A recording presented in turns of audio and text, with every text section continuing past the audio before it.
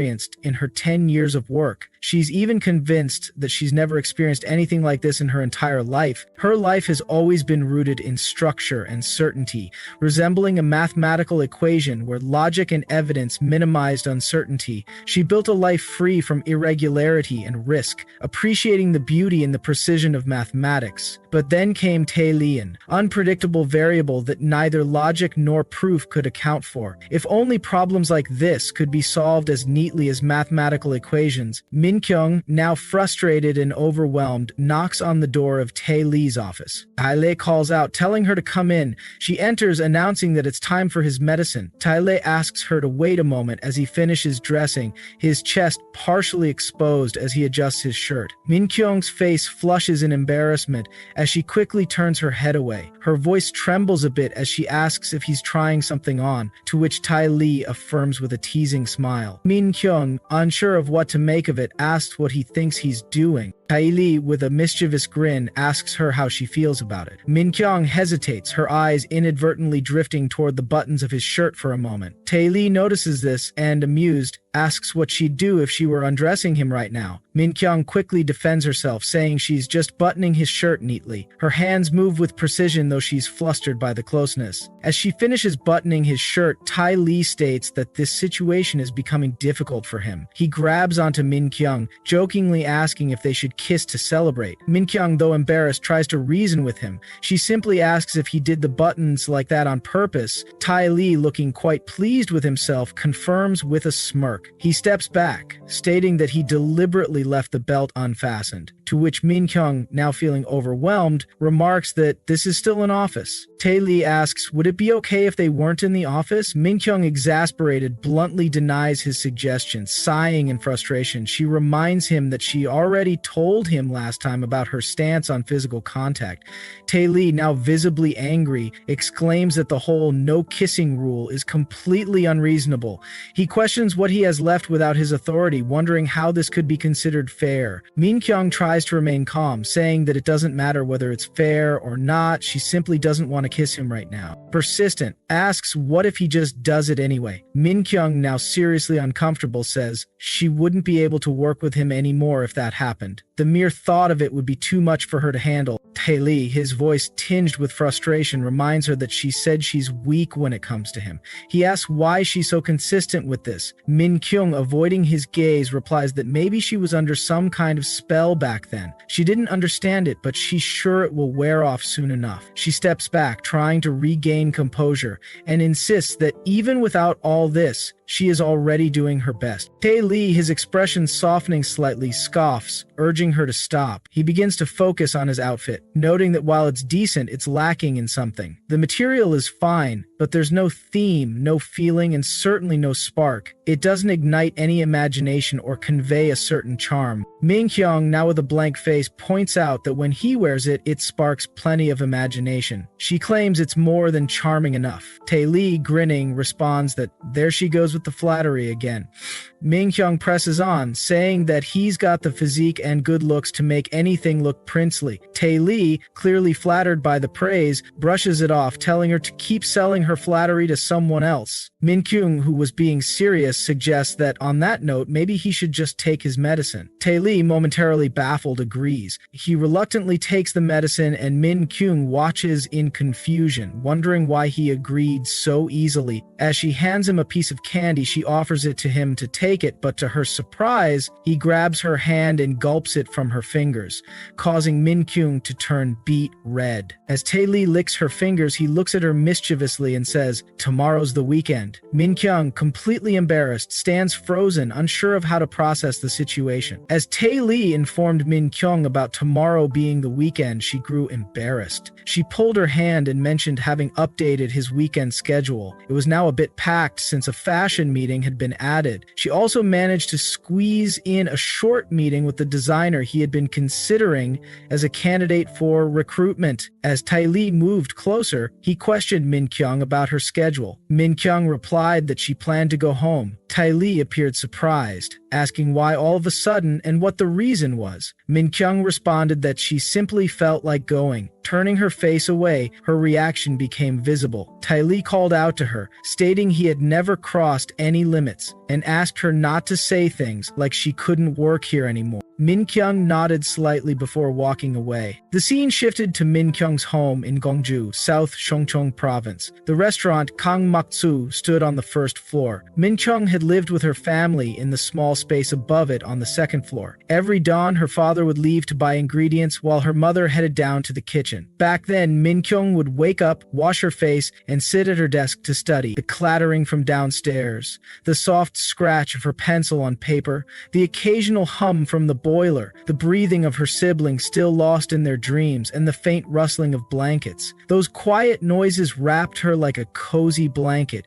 She cherished that time. In the present, her mother asked if their princess had slept well and why she was already up. She urged her to rest a bit more. Min Kyung answered that she had become used to waking up around that time.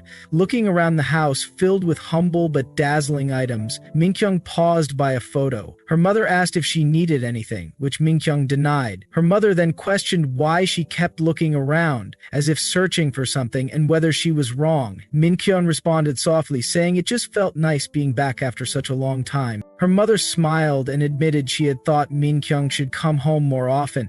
They had paid off more than half of the loan they had taken to build the place. They didn't need as much for the twins anymore either. She asked why Min Kyung still had to work so hard. Min Kyung tried explaining, reminding her she had already said it wasn't because of the twins. But before she could finish, her father interrupted, saying no one believed Min Kyung was just an ordinary employee. She was the best employee at her company. She had been hired by the top recruiter. She worked harder than anyone else. It made perfect sense for a big company to recognize her talent. Min Kyung's mother added, of course she knew her daughter was the best. She just believed it felt like a bit of a waste. If Min Kyung had focused more on studying, she could have become anything. She could have saved the money she earned from work instead of putting herself through so much stress. Min Kyung replied that she could start saving now, then got ready to go for a quick workout. As she stepped outside, Min Kyung reflected on herself. She was Kang Min Kyung, the proud daughter of Kang Mak-Soo. She liked being that person. She never felt small or ashamed when comparing herself to others. She never envied people who had what she didn't. That was why she believed she could keep living this way, content with who she was. Running through the neighborhood, Min Kyung recalled things Tae Lee had said. She sweated under the morning sun. Her eyes stung. She closed them, reminiscing about Tae Lee and her mother. As she kept running, she let out a breath, her chest tightening. Tae Lee's face popped up again in her mind. She stopped in her tracks, thinking about a strange sensation that felt like a pendulum swinging inside her,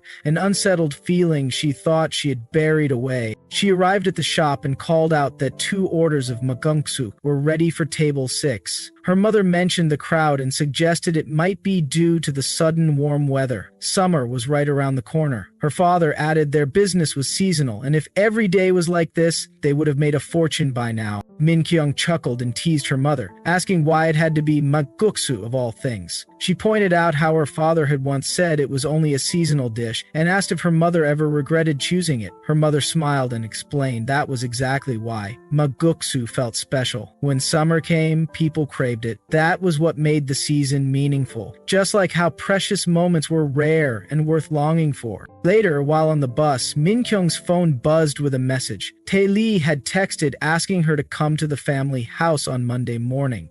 The Songbekje visit had been moved to Monday before work. Min Kyung replied she would be there by 6:30. She noticed Tae Lee was typing for quite some time but didn't send anything. Just when she wondered if he had stopped, he replied that 6:45 would be fine.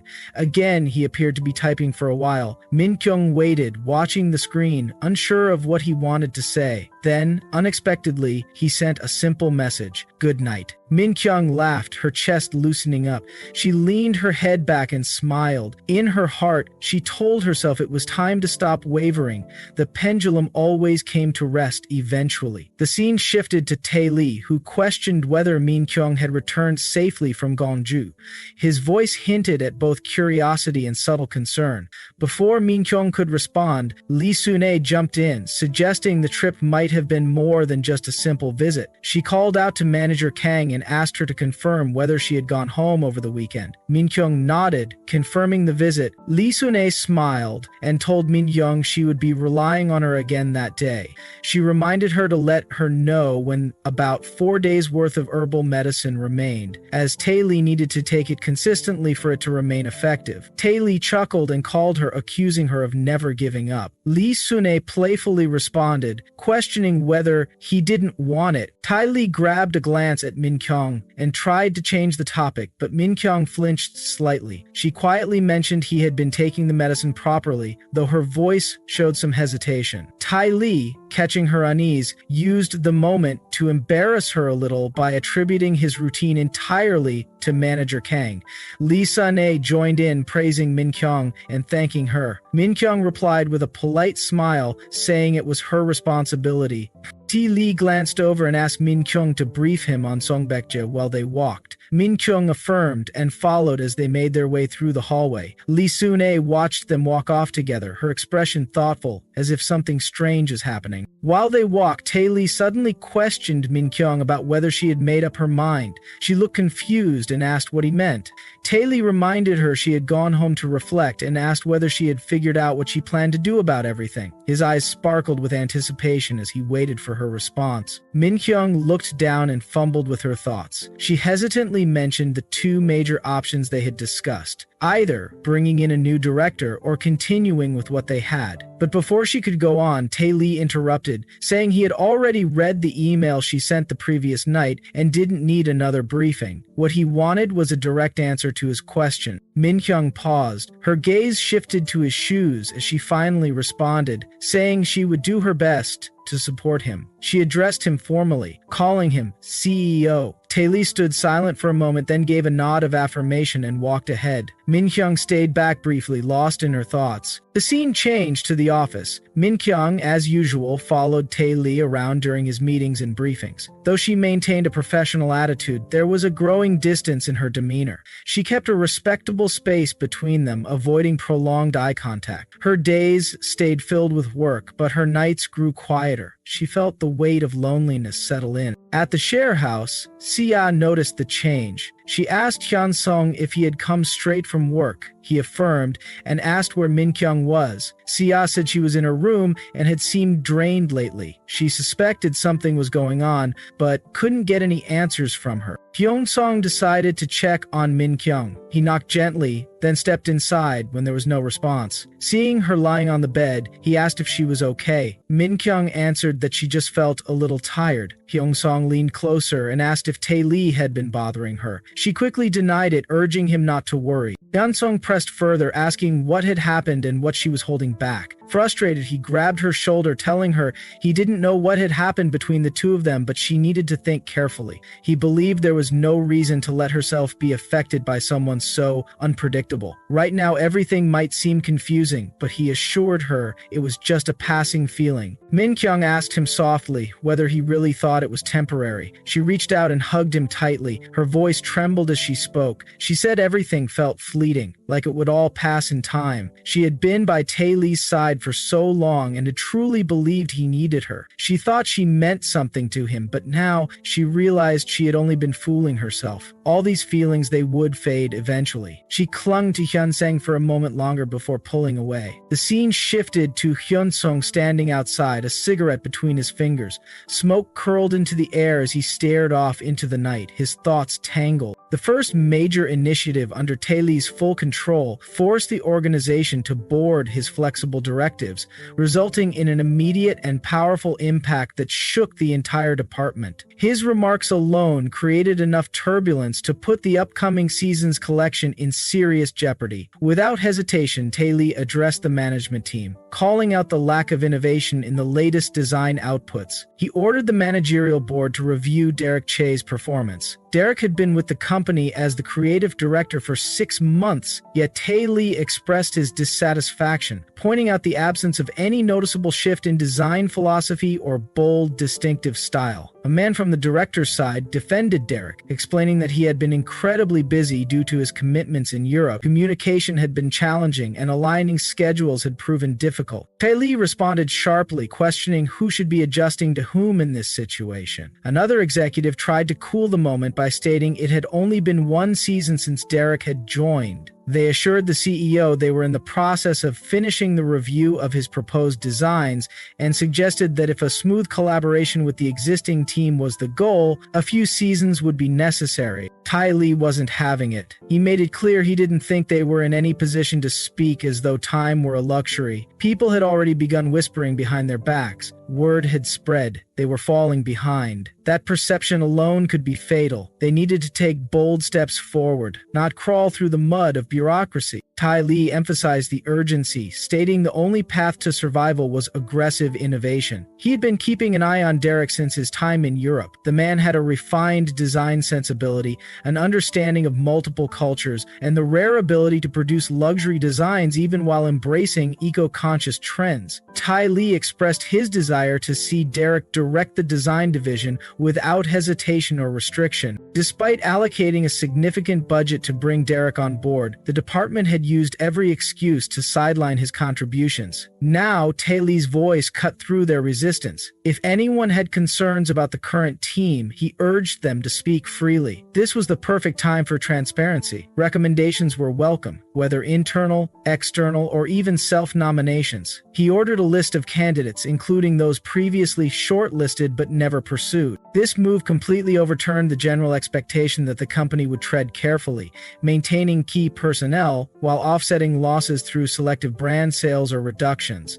Instead, Tae-lee declared he had already reviewed multiple reports identifying which brands and sectors should either be downsized or sold. He mentioned that he had also been briefed on the acquisition of Spring Breeze, a brand whose future had remained in limbo for the past 6 months. If anyone had additional suggestions for potential acquisitions, he welcomed updated stop reports. The mention of the Spring Breeze acquisition silenced the room. Executives left his office deep in thought, their expressions painted with uncertainty. Behind their stiff postures, unease lingered. His aggressive management style had struck a nerve. A few weeks had passed since the CEO officially took over the fashion department. Just the previous weekend, he had traveled to China on a business trip involving shopping malls and acquisition planning. Since his return, it had been an endless cycle of reports, meetings, and more meetings. Min Kyung, watching it all unfold, felt a strange sense of déjà vu. Their relationship had seemingly reverted to what it used to be, formal, distant, and defined by duty. Later that night, as Tae-lee stepped out of his office, Min Kyung approached and asked if he was calling it a day. He confirmed. She reminded him that he had canceled his weekend schedule. He nodded and asked if she had tried rescheduling the construction division meeting. Min Kyung replied that she had, but it turned out to be unavoidable. He sighed, asking if they could please just take a break for once. Min Kyung apologized and said she had already made arrangements to wrap things up quickly.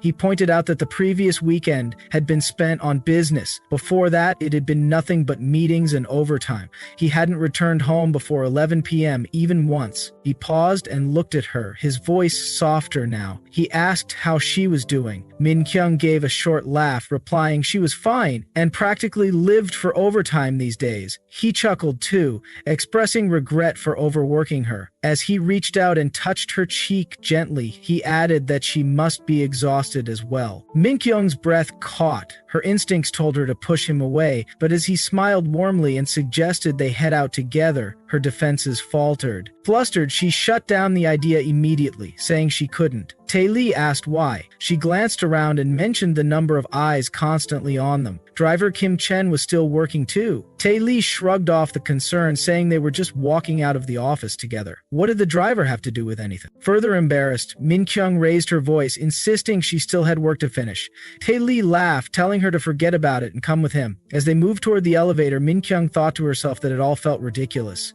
This was supposed to be work, yet somehow it had become something else entirely, and she couldn't even explain what that something was. Inside her mind, she tried to reason with herself. What exactly did she want? Why did everything feel so awkward? As she reached outside, she stated that driver Kim hadn't arrived yet. She would call him again. Tae-lee shook his head and told her he had already instructed the driver to wait. He had somewhere to stop by first. Then, with a smile, he turned to her and asked if she wanted to come with him.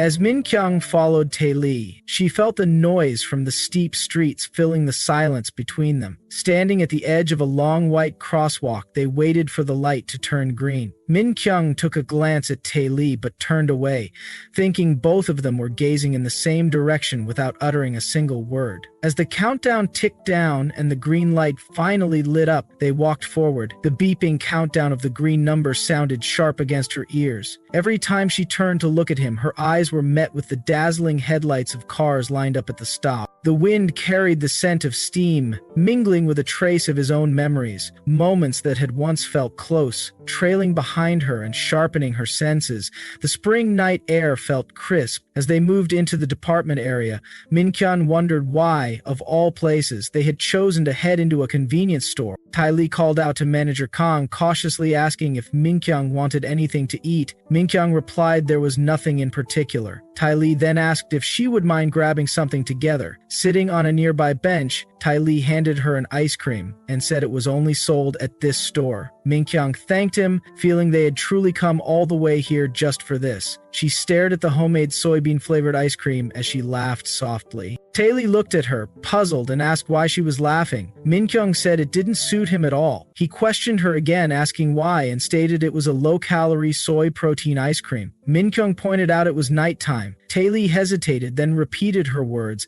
asking if women usually cared about things like calories. Surprised, Min Kyung looked at him as he offered to get her something else if she didn't like it. She shook her head, thanking him, and said she would try it. Tae-lee offered his own ice cream, raising it slightly in cheer. Min Kyung nodded as they began to eat. They licked their ice cream slowly as Min Kyung suddenly remarked that it didn't taste odd, it just tasted like regular ice cream, to which Tae-lee groaned. Min Kyung asked what was wrong. He answered that it was tofu, which made Min Kyung burst out laughing. Tae-lee asked if she seriously liked it, watching her reaction. Min Kyung affirmed, laughing brightly. Tae-lee looked at her face while they continued eating. The scene then shifted toward the next day. Dia questioned Min Kyung about an upcoming business trip to France. She asked if it would be her first time traveling to Europe for work. Min Kyung affirmed, admitting she had no idea how to pack. Sia asked if that was why she had already started preparing. Min Kyung explained she was just trying to get a few things ready over the weekend. Sia nodded, but then stood stunned as thunder cracked in the distance and she noticed how many things Min Kyung had bundled up. She screamed, asking if Min Kyung was seriously planning to pack all of it. Looking at the heap, she asked why she had packed those kinds of clothes. Min Kyung explained she thought it might be cool and mentioned she had bought a few decent outfits as well. She showed them to Sia, who was left shuddering. Sia shouted at Min Kyung, saying she had kept her mouth shut about her odd fashion sense until now, but this had gone too far. Min Kyung defended herself, saying it was a business trip and she wouldn't even have time to wander around. Sia argued that in the fashion industry, how one dressed was part of the job.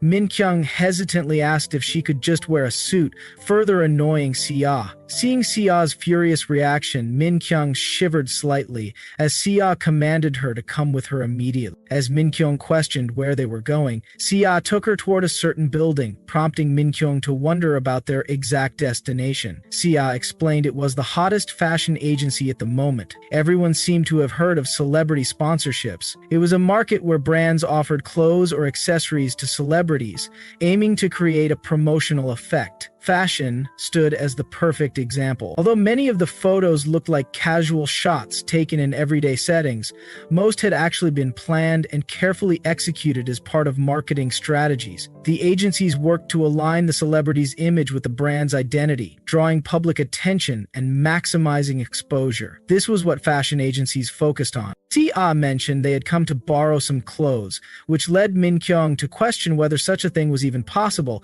especially since she wasn't a celebrity. Si-ah assured her not to worry, mentioning that was what friends were for. She knew their magazine had recently done an exclusive interview with Patrick GV, and their team had worn GV's designs during the shoot. That experience had helped them gain recognition in the fashion industry. Simply wearing outfits matching their style could leave a lasting impression, Si-ah added. As they walked inside, Si-ah greeted the receptionist warmly. The receptionist referred to her as Miss Reporter, quickly adding that the latest issue of their magazine had been absolutely amazing. As they discussed further, a director nearby joined in, commenting on the legendary nature of their work. The multiple cover versions had been a clever move to increase collectability. Balancing fan appeal with creativity was no easy task, and she wondered aloud how such ideas even came to Si-ah. Her niece had been begging for a copy, she added with a laugh. Another manager chimed in, praising the consistency in storytelling across the different versions of the issue. The internal photo spreads had also turned out beautifully. Some of them had even saved a few copies for themselves. Si-ah expressed how much she loved the fact they had launched the international edition simultaneously, and even that version had nearly sold out. Min-kyung, observing all this, couldn't help but think that all the time Si-ah had spent obsessing over idols had finally paid off. This appeared to be the perfect example of turning one's passion into a career. One of the ladies then noticed someone unfamiliar and whispered, asking who that person over there was. Min-kyung introduced herself as Si-ah's friend, while Si-ah clarified she also worked as TK's, specifically Tae Lee's manager. This announcement left them visibly stunned. They asked if she meant Tae Lee, the newly appointed CEO. One of them stated that she had overheard a lot recently, including rumors of an important shoot where all the fashion executives had left. Everyone had been left wondering whether Durrell was also shutting down. The director acknowledged Durrell's long-standing heritage, regardless of its current state. It had played an important role in fashion, and seeing it fade away felt like a loss. Min-hyung, in her position as an assistant, couldn't go into many details, but reassured them that TK had no plans to abandon its fashion division. In fact, Tae Lee's recent appointment had been a strategic move, meant to restore the brand's legacy and reclaim its past prestige. His upcoming business trip to France would be part of this broader initiative. TK was determined to re-establish Durrell on a global platform, and she hoped they would place their trust in that vision, which greatly surprised them. Shortly after, Si-ah asked Min-kyung whether she was ready. Min-kyung replied she would be out in a moment. Emerging in a carefully selected dress, she hesitantly asked whether she was wearing it correctly. Her appearance surprised everyone, though Min-kyung appeared slightly embarrassed. Si-ah voiced her doubt, saying she didn't think the style suited her, echoing Si-ah's earlier sentiment. Si-ah clarified that she had worn it all wrong. Min-kyung explained she wasn't very into dressing up, and such complicated outfits didn't seem to suit her. She wondered aloud whether something simpler might work better. One of the managers gently disagreed, pointing out there was nothing wrong with the outfit, it simply hadn't been styled properly. She explained further. The shirt, designed with elastic bands rather than buttons, was meant to highlight the body's curves. By tucking the shirt's shearing into the waistband of the skirt, Min-kyung could achieve a cleaner, high-waisted silhouette.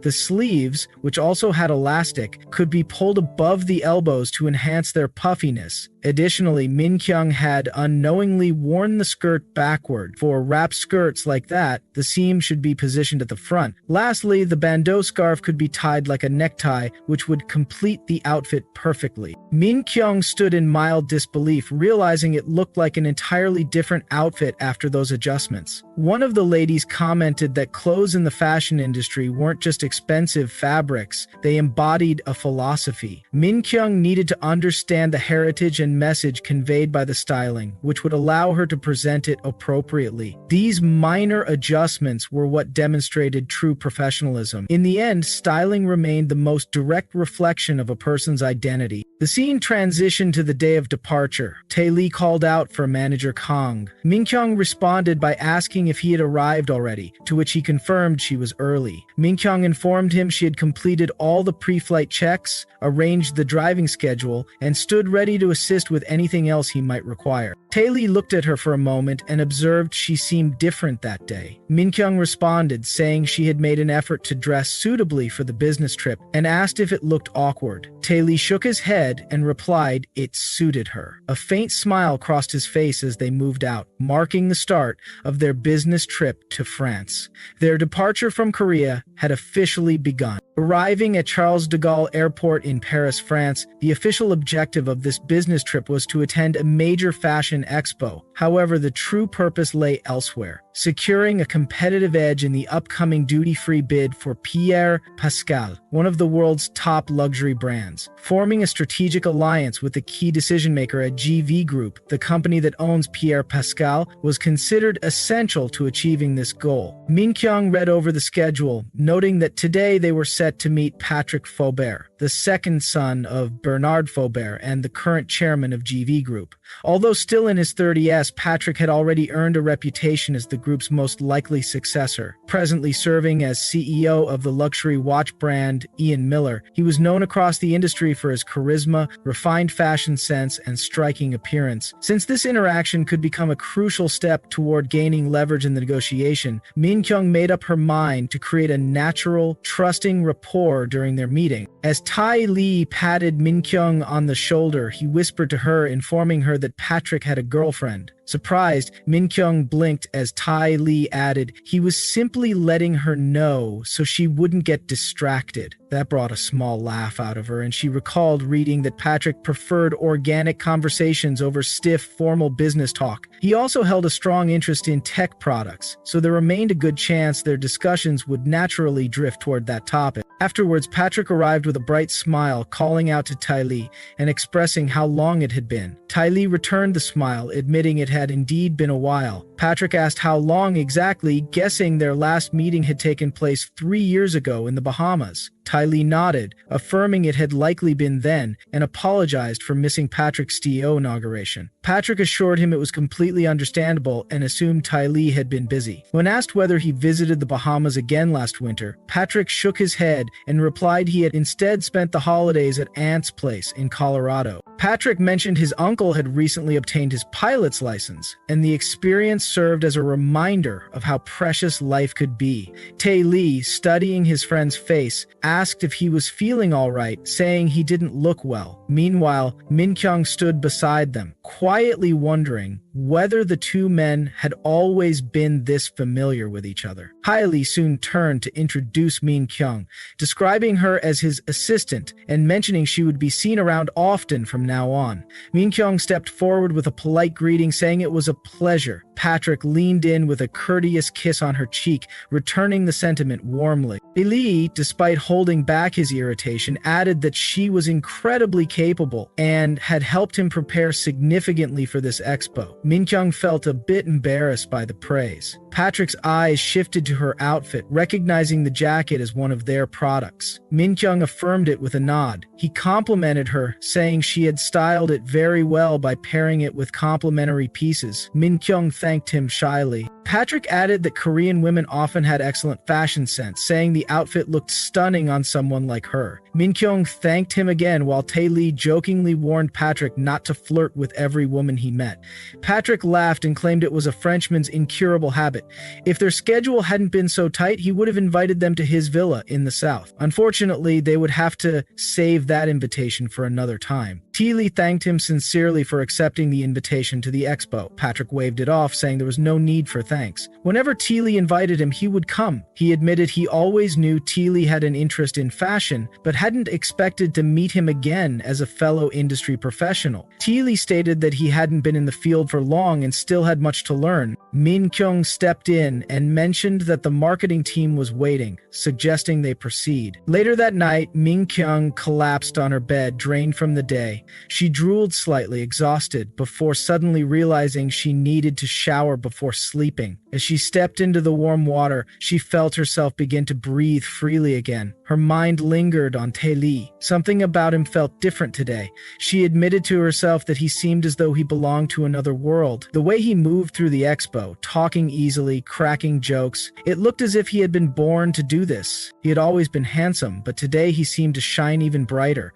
She shook the thoughts from her head, scolding herself for thinking about unnecessary things. As she rinsed her hair, she remembered how she had booked a room close to his to assist him more easily. Even so, her standard room, located right next to the VIP suite, felt ridiculously luxurious. A massive bed, a spacious layout, and a high-end interior gave it the feeling of a presidential suite. Curious, Min Kyung glanced at a door near the corner of her room. She wondered aloud where it might lead. As she slowly turned the handle and pushed it open, she stood frozen. Through the open door, she saw Tae Lee, undressing, standing inside the connected suite. The sight left her momentarily blank, her eyes locked onto him, her mind unable to process anything else. As Min Kyung instantly closed the door, she apologized in a flustered tone, cursing herself internally. She couldn't believe the CEO was there. No wonder the room had seemed too nice. She tried to convince herself she had definitely entered her own room, yet somehow things had taken a turn. She insisted there must have been some kind of mistake. Tae Lee, a little puzzled but calm, explained that the hotel had connected rooms to accommodate staff. Min Kyung's eyes widened as she responded that this was exactly the problem. She truly had no idea. She repeated her apology with a sincere expression, clearly shaken by the incident. Tae Lee then asked gently if she was okay, pointing out she looked more shocked than he had just a moment ago. Tae Lee quickly assured him she hadn't seen anything, trying to ease the awkwardness. He reassured her too, saying that it happened so suddenly he hadn't even known where to look. When Min Kyung hesitantly asked if he really meant it, he gave a small nod and told her it was fine, instructing her to just make sure to lock her door properly and get some rest. She apologized again, muttering how she must have startled him as well, but Tae Lee brushed it off with a kind tone, telling her it was fine. He added she could come into his room anytime if necessary, saying he would always leave that door open for her. Next day, during breakfast, Tae Lee seemed surprised to find that she had already set up everything for breakfast in advance. Min Kyung, bowing slightly, offered another apology for what had happened the previous night. She took full responsibility, stating that as his assistant, it was her job to be familiar with the hotel layout ahead of time. Going forward, she promised to ensure optimal movement routes through room arrangements to provide more efficient service. Tae Lee raised his brow slightly, remarking that she didn't have to go that far. However, Min Kyung shook her head and insisted it was necessary. She firmly believed establishing the most efficient workflow was a basic requirement for an assistant. She asked him to have a seat and eat calmly. He mentioned for her to eat with him, but she declined, mentioning she had already eaten while preparing the day's work schedule. With professional composure, she declared she would begin the day's schedule briefing. According to her notes, they would be taking flight A248 from Charles de Gaulle Airport to the airport. The flight was scheduled from 11 o'clock a.m. to 1 o'clock p.m. and was expected to last approximately 2 hours. After the flight, there would be a casual lunch meeting with the vice chairman. Min Kyung began listing the agenda in a composed voice, diving into the day's flow. Tae Lee, however, seemed only half listening, feeling mildly annoyed as she continued her briefing without pause. She mentioned the main task involved traveling to Bordeaux, where they were to meet the vice chairman, the CEO's father. Internally, she noted his competence had long been debated. There were ongoing discussions about his past controversies, which had led to his reassignment to the French branch. Recently, he had acquired a winery, although instead of helping, it had only worsened matters. The prolonged economic downturn had hit the wine industry hard, and his venture was struggling. Given these conditions, Min Kyung believed the meeting wouldn't be merely a routine check-in. It seemed unlikely the CEO would treat it lightly, whether for professional or personal reasons. Upon arrival, Tae Lee's father greeted him with a laugh, calling him his son and expressing a kind of relieved affection. Noting that he had finally shown up. Tae Lee, maintaining his composure, responded that he came only because business matters had been brought up, referring to him by his official title, vice chairman. His father sighed, asking him not to be so formal. After all, they were family. It had been a while since they had last seen each other. He added how putting up such tall walls hurt him deeply, even if he understood it to some extent. With a small chuckle, he said at least his own son hadn't abandoned him the way his grandfather did. Blood, after all, couldn't lie. Min Kyung, observing from the side, looked hesitant as wine was poured. Tae Lee's father remarked on not understanding what his mother saw in the chairman, what it was about the old man that made her so devoted. He then stated that Tae Jun wasn't the only issue. If one thought about it, it was their grandfather who had placed him in this position. Tae Lee calmly responded that the chairman had given him several chances, but this only seemed to irritate Tae So-woo further. He raised his voice, questioning how he was expected to accomplish anything with Tae Jun constantly getting in his way. That man had never missed an opportunity, and according to Tae Cho-woo, had manipulated him into exiling himself to France. Tae Se-woo bitterly recalled the years he had poured into the company, and said all he received in return was a failing fashion brand to ruin. Tae Lee corrected him politely, stating the fashion division was not failing, despite his personal opinion. They were undergoing major rebranding, and global expansion was moving along well. He reassured him there was no need for concern. But Tae Se-woo shook his head in frustration.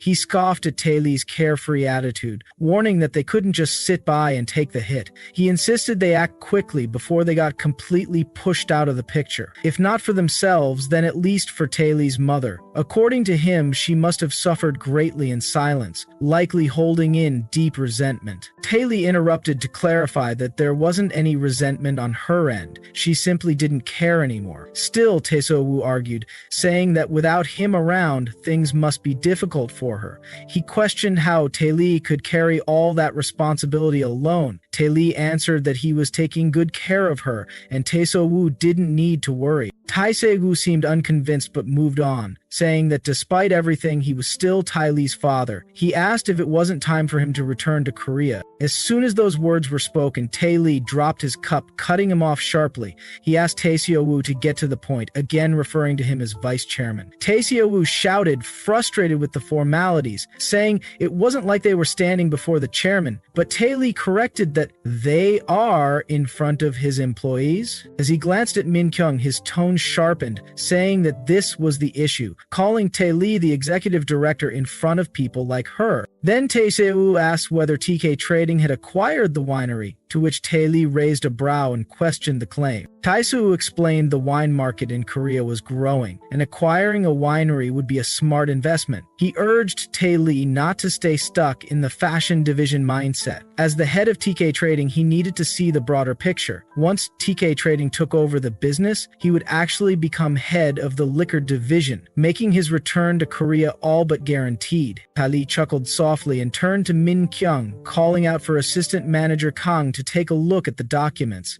She affirmed quickly and approached the table. Tae Se-woo, intrigued, asked if her name really was Assistant Manager Kang. Min Kyung confirmed it politely. He smirked, stating she seemed quite different from what he had heard.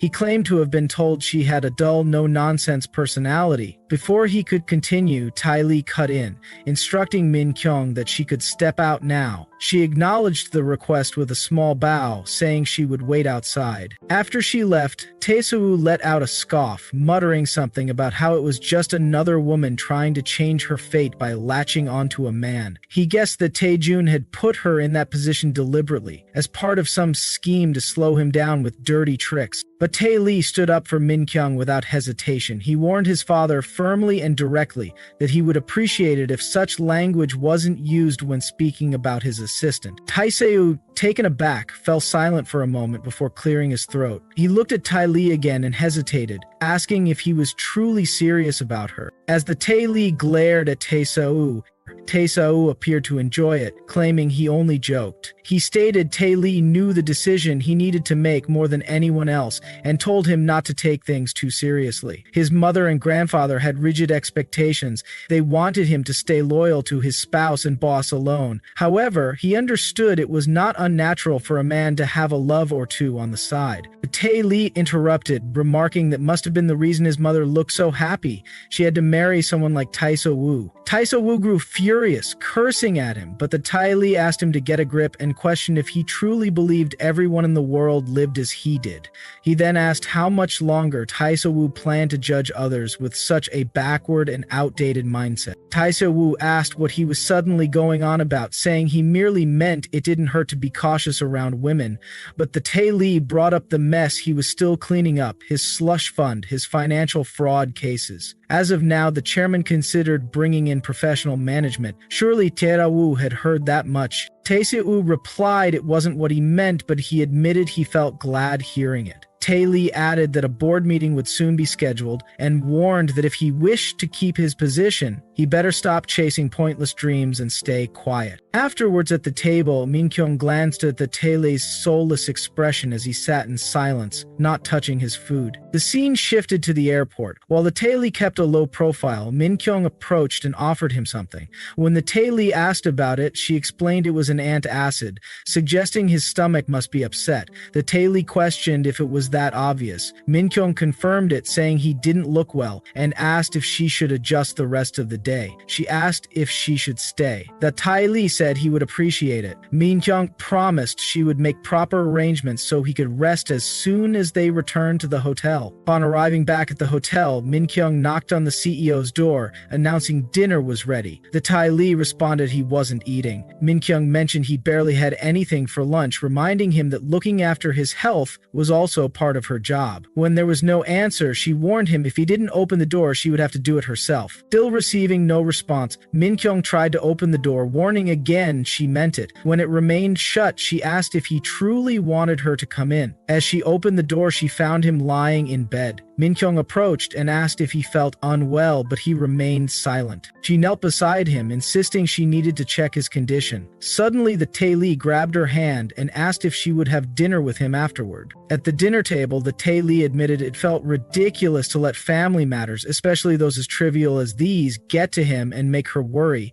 Min-kyung replied, "Not at all." The Tae-lee continued, saying during their last meal and again today, it seemed he always ended up showing her the most pathetic sides of himself. Min-kyung told him not to think of it like that. She explained this was part of running a business. Much of it stayed hidden from others, so she completely understood. The Tae-lee narrowed his eyes in annoyance, accusing her of going off topic again. He said he wasn't speaking about the company but about himself, his personal life, and insisted she didn't get it. Min-kyung tried to respond, saying she saw how it affected him, but she struggled to continue. The Tae-lee scoffed at her reaction, asking what kind of response that was. At times like this, she was supposed to say she understood and leave it there. Just being by his side should have been enough. Min-kyung then brought up a memory, asking if he remembered what he once told her. Now it was her turn to wish he would allow himself to relax once in a while and not carry everything alone. She promised she would work even harder. The Tae-lee remained silent at first, but appeared affected by her words. After they finished dinner, Min-kyung commented on how late it had become. She said she would return the next morning at 7. The Tae-lee asked if she was leaving. Min-kyung affirmed she should get going and told him to get some rest as well. As she turned to leave, the Tae-lee grabbed her hand. He asked her to wait. Looking into her eyes, he told her he wanted her to stay with him a little longer. He pulled her toward him, laying her down gently on the sofa. He looked into her eyes, his voice low and trembling, and asked if she couldn't do it. As Min-kyung questioned him about it, Tae-lee appeared visibly nervous, instinctively placing a hand on his chest as if to steady his breath. Min-kyung, meanwhile, looked quite embarrassed. Tae-lee slowly stepped closer, seemingly intending to kiss her, but just as he leaned in, Min-kyung turned her face away. That prompted Tae-lee to gently hold her face, his voice low as he asked where she was looking, and told her to look at him instead. Min-kyung hesitated and tried to call out for the CEO, but before anything else could happen, Min-kyung took that moment to change the subject entirely, calling out to him to get in the tub before the water went cold. She pointed out the bath, now prepared with a healing bath bomb. The scent wafted through the room. She explained that the blend included Himalayan salt and rose, both rich in minerals known to promote blood circulation, aid in skin regeneration, and relax muscles. She added that premium damask rose petals had been sprinkled in the water to maximize psychological relaxation and support fatigue recovery. The bath also had a calming effect on the nerves and was known to help relieve tension. Tai Li blinked at her, wondering aloud when she had managed to prepare all of this. Min Kyung replied that she had calculated the optimal time frame for preparation after taking the water temperature and analyzing diffusion consistency. Tai Li twitched in slowly, muttering that she had missed the point entirely. He had not expected any of this. But Min Kyung insisted it was the perfect time for a bath and urged him to make use of it while the conditions were ideal. Tai Li grumbled that the whole situation felt ridiculous. Then, suddenly, as if determined to regain the upper hand, he began to undress himself without warning. Min Kyung turned bright red, stunned at the sudden action, and questioned what on earth he was doing.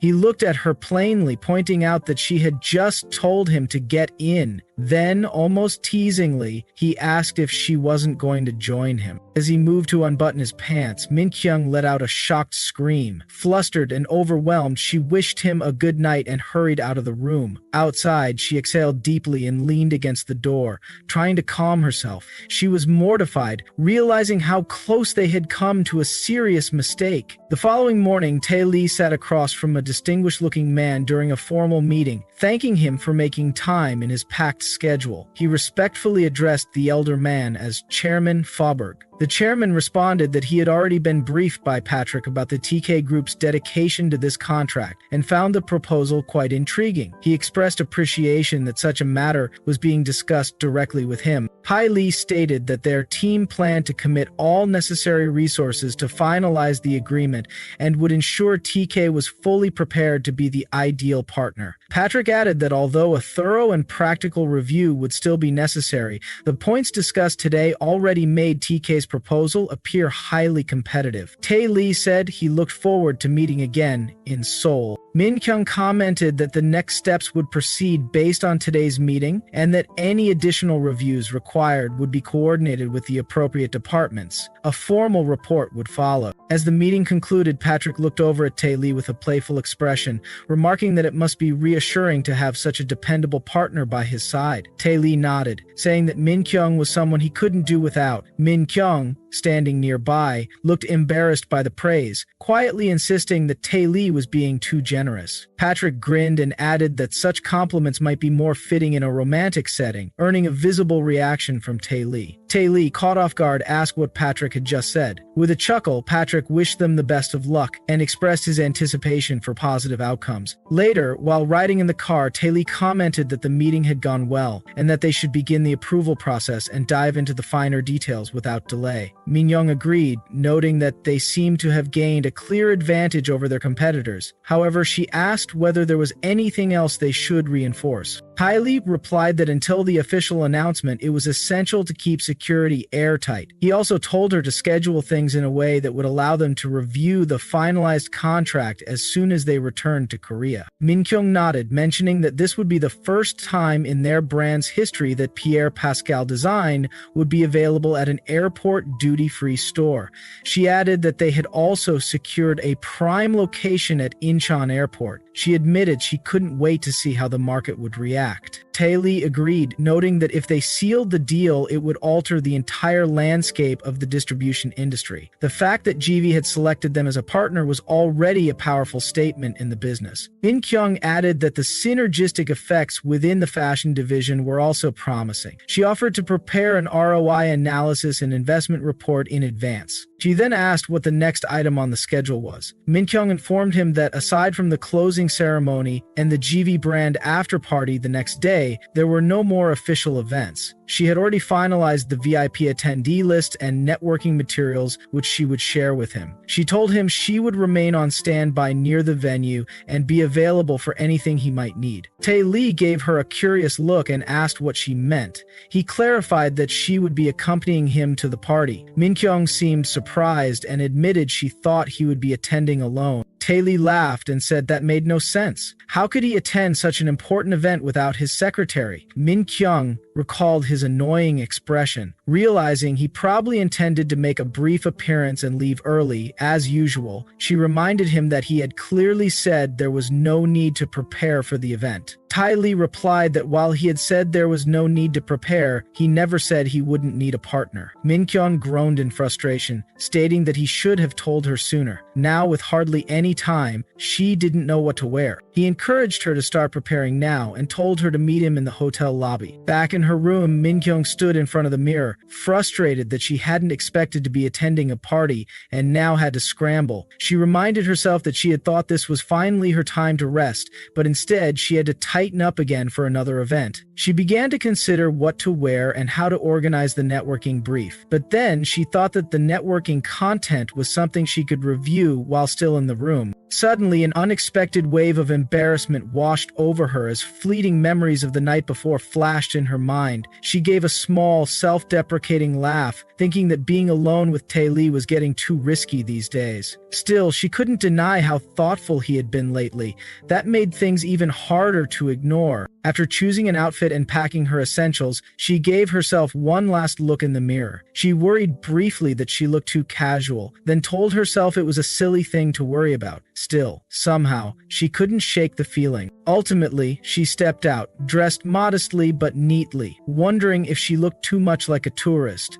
Then she reminded herself that she had traveled all the way to Paris. If there was ever a time to wear something like this, it was now. Besides, Sia had gone to great lengths to help her choose the outfit. Min Kyung entered the elevator, sighing as she descended. Once in the lobby, her eyes found Tae-lee waiting for her. The moment he glanced up and saw her, a faint smile formed in his eyes. Min Kyung, catching that expression, felt a light glittering warmth settle in her heart, though she did her best not to let it show on her face. As Tae-lee extended his arm toward Min Kyung, she appeared to ignore the gesture altogether. Instead, she calmly explained that she hadn't been sure what he would need, so she had brought along all the delivered materials. She added that she had organized the list of attendees, identified current trends, and arranged the supporting evidence. She asked him to let her know if he needed anything specific, assuring him that she could brief him right away if necessary. Tae-lee nodded in affirmation, prompting Min Kyung to ask where they would be heading next. A moment later, she glanced around and admitted that she had been so busy she hadn't even noticed the world around her. The streets, she observed, were alive with people from all walks of life.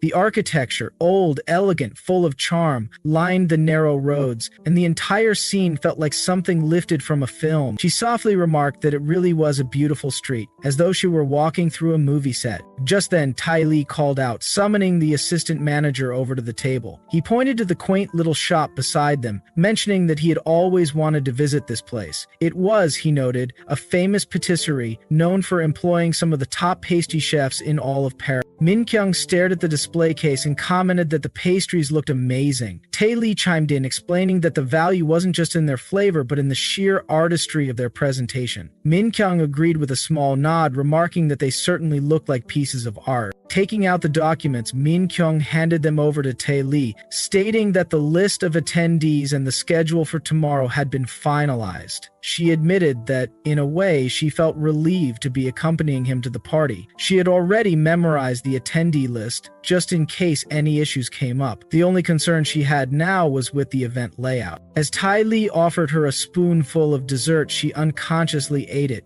She began to discuss the venue's map, but was suddenly caught off guard by what she did. He smiled and told her, almost teasingly, that there she went again. Of course, she had everything prepped perfectly. That's why he trusted her blindly, he said. She was flawless when it came to work. Min Kyung looked a bit irritated and muttered that she had never attended a dinner party like this before. She admitted she was quite nervous and only wanted to be as prepared as possible to avoid making any mistakes. She quietly asked if he had any advice for her, stating that she would be grateful for any tips. Tae-lee considered it for a moment and suggested that she start by trying the dessert. He explained that in France, desserts were considered great conversation starters, perfect for breaking the ice. Min Kyung seemed slightly embarrassed but took a bite regardless. After tasting it, she let out a soft gasp and admitted it was delicious. Calling out to Tae-lee, she asked whether he was sure she didn't need to worry about tomorrow. He reassured her that she didn't. He had been to that hall several times before and simply told her to trust him and follow his lead. Min Kyung then asked when he had decided to call her and tell her to prepare everything. Tae-lee raised an eyebrow and asked whether now was really the time to be worrying about a party. They were in Paris, the very heart of global fashion. He asked if attending the event and securing a few contracts would be enough. He then reminded her that now was the time to prepare for their company's future. As the head of TK Fashion, it was his responsibility to analyze global trends and stay ahead of the curve. Min Kyung nodded, realizing that he was right. She softly apologized for being short-sighted and affirmed that market research was indeed crucial. Tae-lee smiled and asked whether they should get going. Min Kyung agreed, and the two began walking through the city. They wandered through charming streets, visited several local shops, and took a few photos together as the sun began to set. As the sky darkened and most stores prepared to close, Min Kyung remarked that it almost felt like they were having fun. Tae-lee agreed, saying it might be time to head out. She asked where they were going next, and he told her it was time to get ready for the party. Soon, they arrived at the Pascal store, where they were greeted by a receptionist, who politely inquired if they were there under a reservation for Mr. Tae-lee. He confirmed it, and the receptionist smiled, explaining that the evening collection had been prepared just as requested. She asked them to follow her inside. Min Kyung's eyes widened as she turned toward Tae-lee in surprise, her voice rising as she repeated the words "evening collection" in disbelief. Tae-lee answered casually, stating that it should have been obvious. They were attending a brand's party, and it was only proper to wear the brand's clothing. Min Kyung protested that if he had told her earlier, she would have made preparations in advance. But Tae-lee dismissed the concern bluntly, telling her that he wanted to do this because she was his partner for the evening. As they moved further inside, the receptionist explained that the selected pieces would be carefully packed and delivered to their accommodation. She asked for their preferred delivery time and address, which Tae-lee promptly provided. Later that evening, after dinner, Min Kyung found herself deep in thought. She acknowledged to herself that she wasn't completely oblivious. She understood the meaning behind these small, seemingly pointless conversations. Even if she tried to pretend not to notice, it wouldn't change anything. These fleeting moments, light and ambiguous, could easily be brushed off with laughter. Yet inside, it didn't feel so light. To her, it felt more like slowly sinking into deep water, more like drowning than floating. That quiet realization weighed on her more than she wanted to admit. When she finally returned to her room and spotted the carefully arranged gifts on the bed, she sighed. Her eyes landed on a neatly wrapped box. Upon opening it, she discovered a delicate, beautiful necklace. Holding it up gently, she couldn't help but think that she had been struggling, so much so that she had reached the point of complete exhaustion. And in that moment, she realized she had begun to resent Tae-lee for making her feel this way. At the party, as the celebs kept moving in and out, Min Kyung turned to the Tae-lee, stating they would walk along the west corridor of the event venue. She explained it was the direct route, avoiding the red carpet where photographers were stationed. Once they got off the elevator, the entrance to the hall appeared immediately to the left. Min Kyung asked if he was okay with the plan. The Tae-lee, huffing and sweating, nodded silently, trying to prepare himself for what lay ahead. Min Kyung warned him to expect at least this much. As they were attending the party, a person suddenly glanced toward the Tae-lee, bowing slightly. The Tae-lee whispered to Min Kyung, asking who it was.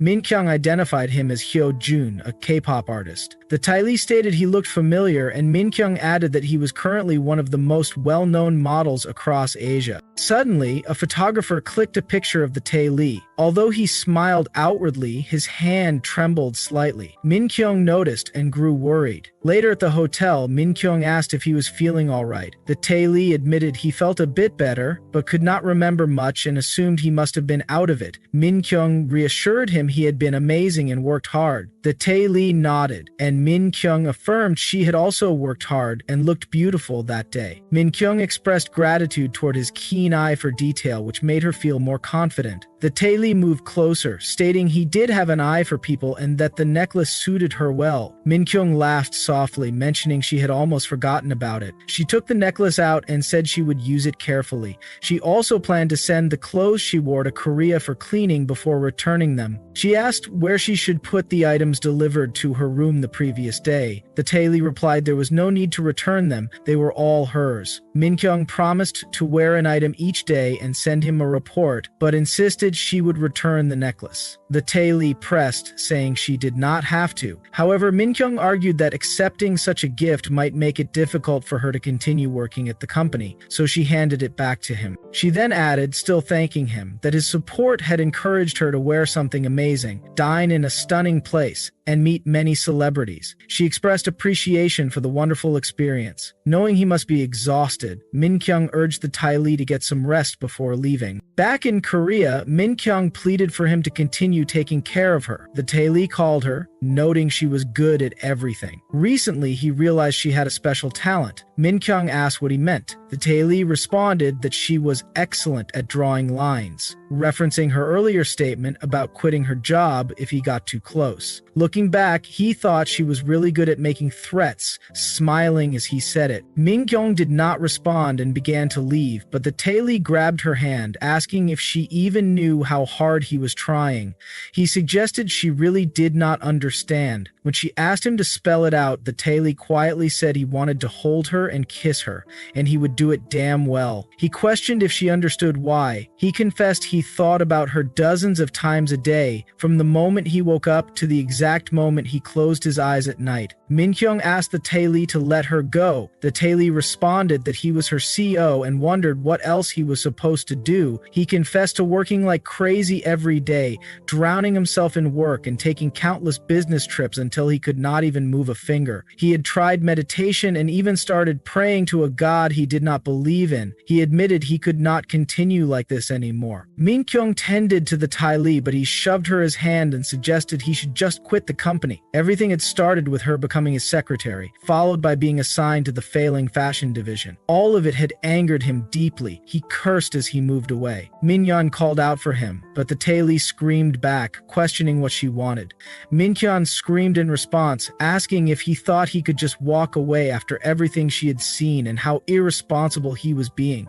She questioned what about her, if he really thought she had not been trying. The Tae-lee asked what efforts she believed she had been making. Min-kyung stated she had been trying ever since she saw him at the training center. She tried to make a good impression to avoid getting noticed, but he hated her. She cried, asking if he knew how much it had hurt her. The Tae-lee responded, affirming he was the one who was crazy for wanting someone like her as his assistant manager. Min-kyung denied the claim. Compared to what had happened in the last few weeks, everything before was nothing. He thought she had it easy, but she did not. The Tae-lee pulled Min-kyung into a hug, and she pleaded with him not to say things like that. He asked her to think of all the employees who looked up to him. He told Min-kyung not to quit. Min-kyung confirmed she would stay. The Tae-lee begged her to remain as his secretary, stating he needed her. Min-kyung thanked him quietly. The Tae-lee whispered that he wanted her and gave her the necklace again, stating he would gladly give her more himself. He bid her goodbye, saying he would see her tomorrow. The next morning, as Min-kyung slowly opened her eyes, for a fleeting moment it felt as though everything had been a dream.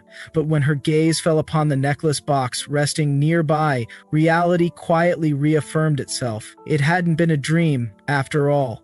Not long after, the sound of the doorbell echoed through the apartment. Sia stood there, glancing at her in surprise, asking why she was already up so early, especially since it was the weekend. She told Min-kyung she should have let herself sleep in a little longer. But Min-kyung calmly denied needing more rest, explaining that it was probably just the time difference that had disrupted her internal clock. Curious, Min-kyung asked Sia where she had gone so early in the morning. Sia casually answered that she had stopped by the flower market and picked up a few potted plants. As Min-kyung admired the collection, she commented that it really did feel like spring now. She then wondered aloud where they should place the plants. TA suggested a spot near the succulents, saying they'd look cute together. As they moved the pots around, Min Kyung's phone buzzed. She glanced at it and smiled brightly, recognizing the name on the screen. It was a message from Tae Lee asking if she was awake. A flush of color rushed to her cheeks as she quickly typed back that she was. Before she could even put her phone down properly, another message arrived. Min Kyung hesitated, trying to ignore it while keeping her composure. Sia raised an eyebrow and teased her, asking whether she was going to check the message or just pretend it didn't exist.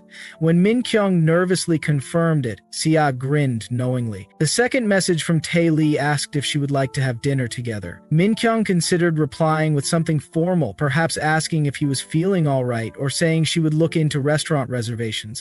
But instead, after fumbling through possible replies, she simply agreed. He then asked if 7 p.m. worked for her and offered to pick her up. Min Kyung replied that she would meet him in the underground parking lot at that time. Afterwards, she wondered if her response had sounded too formal, though she quickly brushed the thought aside. Another message came through, and this time, it made her smile even more brightly. Sia watched her quietly, finally commenting on how Min Kyung looked far too happy for someone just answering messages. She asked if the texts were from Tae Lee. Min Kyung tried to deny it with a flustered expression, claiming it was nothing, but Sia saw right through her, insisting that she had never seen that expression on her face before, and demanding to know what was going on. Min Kyung tried to play it off, pretending to still be half asleep, and asked whether she should place the next plant over near the shelf. As she arranged a small oxalis flower, commonly called the love flower, Min Kyung paused for a moment, lost in thought. The 5 delicate pink petals surrounded by green leaflets reminded her of something. If one were to ask a random person on the street to draw a flower, most would sketch this exact one. Familiar, gentle, and even slightly old-fashioned. Perhaps that was why it was known as the love flower, because love at its core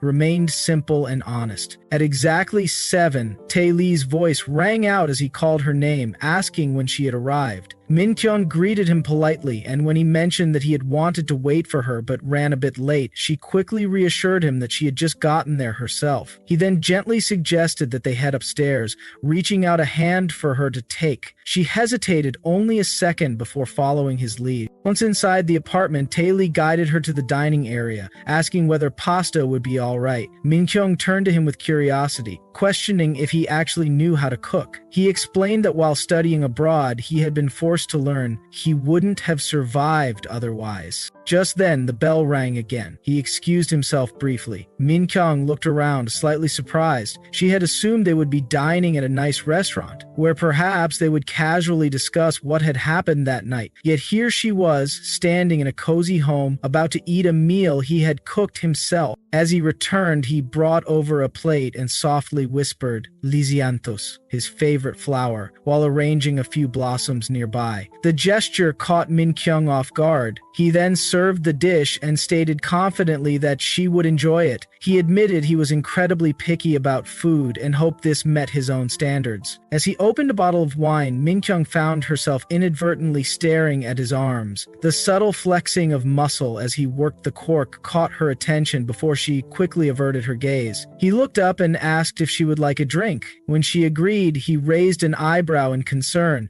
and teasingly questioned whether she usually drank alcohol. Min Kyung accepted the glass, though her thoughts were spinning. She tried to piece together why she was acting this way, why her heart was racing for reasons she couldn't explain. The evening had just begun, but it was already unfolding like a scene from a dream. A soft spring night setting in, a warm glow from a beautiful centerpiece, mellow music gently filling the room, a perfectly timed home-cooked meal, and a man who had somehow orchestrated every detail with such care. Setting her glass down, Min Kyung let out a quiet sigh. Of all the people in the world, why did it have to be her sitting here like this? She had no clue what his intentions were, and perhaps she never would. But more confusing than his actions was the fact that a part of her wanted to believe this was all real. In her wineglass, the reflection of the woman staring back looked unfamiliar, almost foolish even. Swollen emotions and reckless hopes bubbled up inside her, clashing and tangling into a chaotic mess. But even if all of this ended up being nothing more than an illusion, she silently acknowledged that she might still be okay with that. As Tae Lee headed down to wash the dishes, Min Kyung sat nearby, visibly drunk.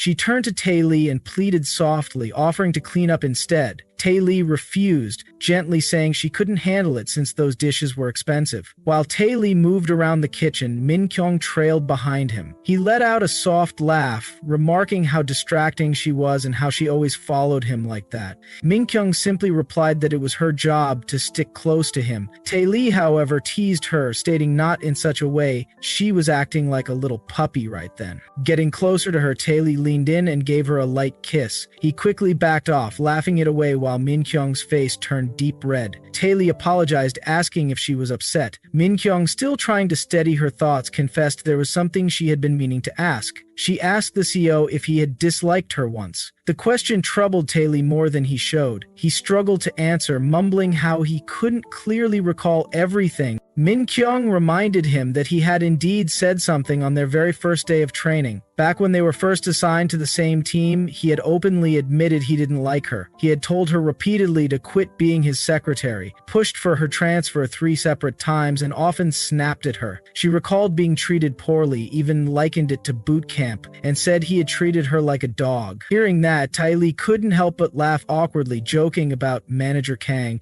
and mentioning how well she could hold a grudge. Min-kyung quickly clarified it wasn't holding a grudge but simply having a good memory. Tae-lee tried to explain himself, saying that to an assistant manager it might sound like a weak excuse, but at the time, he had genuinely been trying. Before he could continue, Min-kyung cut him off. She thought deeply about his behavior and believed it all started from the day he unexpectedly appeared at her place. Inside that storage room, something intense had happened between them, some form of physical contact. Tae-lee, remembering the moment, was stuck with thunder and tried to deny it outright, stating it wasn't what she assumed. Min-kyung responded calmly, saying it was okay, but Tae-lee insisted he wasn't fine. He claimed he was the one who had been affected. Min-kyung, speaking more gently now, stated she understood. It was just a psychological reaction. She explained that perhaps she misunderstood but still questioned him. If it wasn't what she thought, then how did he explain suddenly developing feelings for her? She figured if she treated it as a neurological response triggered by intimate stimulation, it made perfect sense. Tae-lee stared at her, visibly stunned. He asked her to repeat what she had just said, finding it hard to believe. He asked what about her, how she had behaved during training. She had always acted polite and agreeable, but deep down she had looked down on him. She probably believed he was just some spoiled rich brat. Tae-lee believed she assumed he wouldn't notice. He leaned forward, stating that even if she were right about the response being involuntary or biological, what difference did it make? Why was she still entertaining his advances? Min-kyung quietly admitted that she was too. The confession surprised Tae-lee. She said she was also experiencing some kind of nervous system reaction. Without it, she had no explanation. Her thoughts felt scattered, her mind clouded. Rational thinking no longer came easily. Tae-lee asked when all of this had begun. Min-kyung hesitated before replying that it started today, but then corrected herself. It had started way before today. Tae-lee suddenly pulled her into a hug, telling her not to lie to him. Min-kyung tried to protest, but Tae-lee kissed her gently on the cheek. She blushed, struggling to express how she never realized how ridiculously attractive he truly was. Before she could continue, Tae-lee kissed her again. As emotions heightened, he picked her up in his arms. Min-kyung resisted, saying she could walk, but Tae-lee refused. He claimed she was trying to run away again. Min-kyung laughed awkwardly, asking if he thought she was heavy. Tae-lee responded playfully, saying she was and that he was going to throw her down. As he gently laid her down, he questioned whether she really meant what she had said. He looked down at her, observing how aware she was of herself. He murmured that she was so small and cute. Min-kyung turned away, embarrassed, calling the situation ridiculous. Tae-lee remarked that even at that moment she couldn't help but act adorable. She claimed she had never acted this way before. Tae-lee chuckled softly, stating even her small noises were endearing. He began kissing her neck as Min-kyung tried to insist she would handle it herself. Tae-lee disagreed, saying he would take care of everything. As he slowly unbuttoned her clothing, his hands moved with care and focus. He appeared lost for a moment, overwhelmed by what he saw. The air between them grew still as emotions surged through their unspoken exchanges. There was no longer any room for confusion. Both had felt something growing steadily, whether emotional, physical, or psychological, and it had finally reached the point where it couldn't be ignored any longer. Tai Li opened up Min Kyung's shirt, his face flushed red with embarrassment.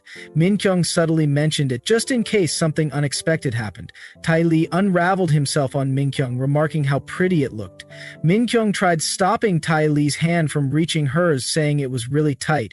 Tai Li assured he wouldn't tear it, even as he went on tearing it. He questioned how he was supposed to take it off without breaking it, all while tearing it down. He apologized, adding he would buy her a new one as he continued tearing it apart. While he stood over Min Kyung, she questioned him not to look at her in that way. Tai Li remarked how adorable she looked and how surprising it was she actually wore something that cute, and he proceeded to drink the raw milk. Min Kyung huffed out, calling for the CEO, pleading faintly. Tai Li, however, undressed his shirt, saying he couldn't take it anymore, and asked her to hold on for a second as he removed it. Min Kyung glanced at his rod. Tai Li questioned how it was supposed to work, putting on the cover, stating it was harder than he had thought. Min Kyung, scared by the sight of his rod, asked for a moment, saying it might be too much. He questioned what she meant, grabbing Min Kyung's leg, his eyes flaming, glowing with a strong desire to lose his virginity. Min Kyung screamed aloud. Afterwards, the brutal act, and Tai Li, lost in a light trance, ecstasy, shivers, goosebumps, excitement, stimulation, and delight, seemed overwhelmed. He couldn't believe he had lived so long without knowing such a thing existed, feeling he had seriously missed out in life. Suddenly, cries reached his ears. Tai Li called for her. Min Kyung cried, stating she had told him it hurt, her words striking his heart. Tai Li apologized, admitting he got too carried away. Inadvertently, he recalled how he used to look down on guys who talked about conquering women, now thinking of himself as a piece of trash. Min Kyung asked how someone with a face like his could do something like that. Tai Li apologized once more, suggesting maybe they should take things slower next time. Min Kyung scoffed at this, her reaction sending shivers down Tai Li's back. She cried, apologizing again, adding she didn't think it was possible. Tai Li questioned what she meant. She stated he was way too much for someone like her. Tai Li asked whether that wasn't a good thing, to which Min Kyung declared they simply weren't compatible. Tai Li questioned whether she was breaking up with him over something like this. Min Kyung denied it, pleading with him not to see it in that way.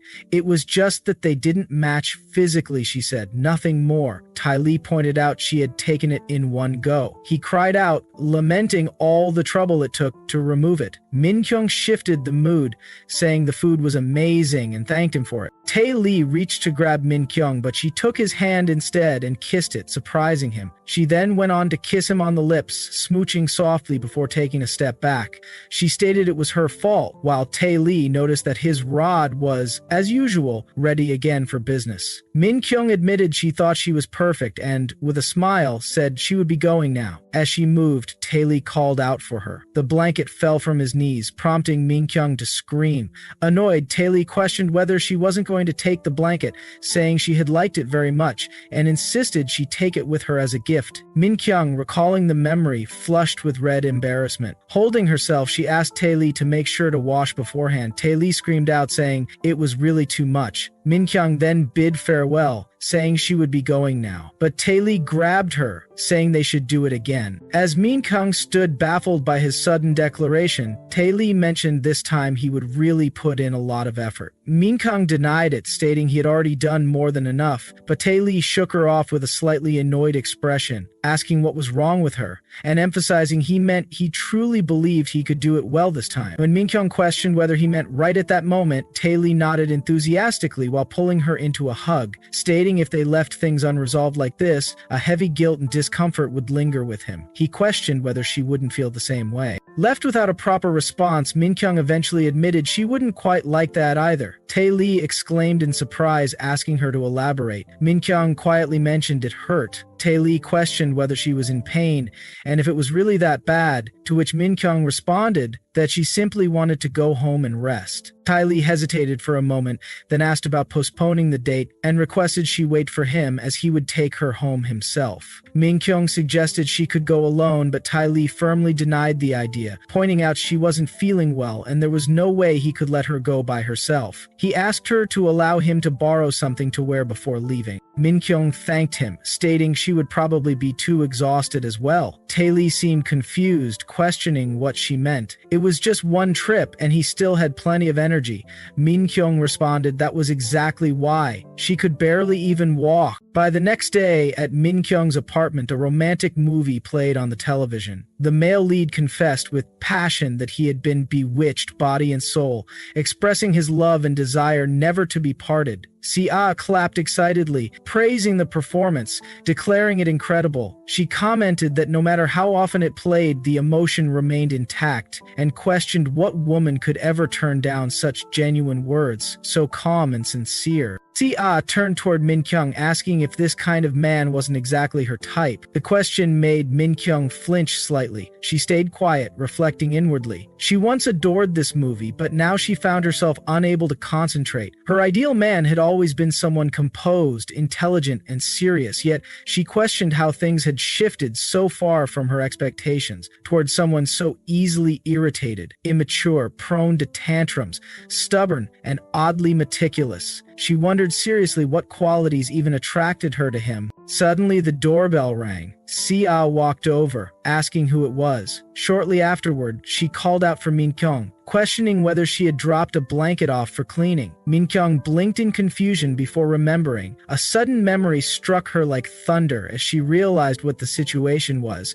muttering Tae-lee's name with a tone of frustration. As if on cue, a call came in. It was Tae-lee. Min Kyung, answering without hiding her irritation, asked what he wanted. Tae-lee mentioned he was cold, apparently missing a blanket. Min Kyung sarcastically wondered aloud how that could have happened.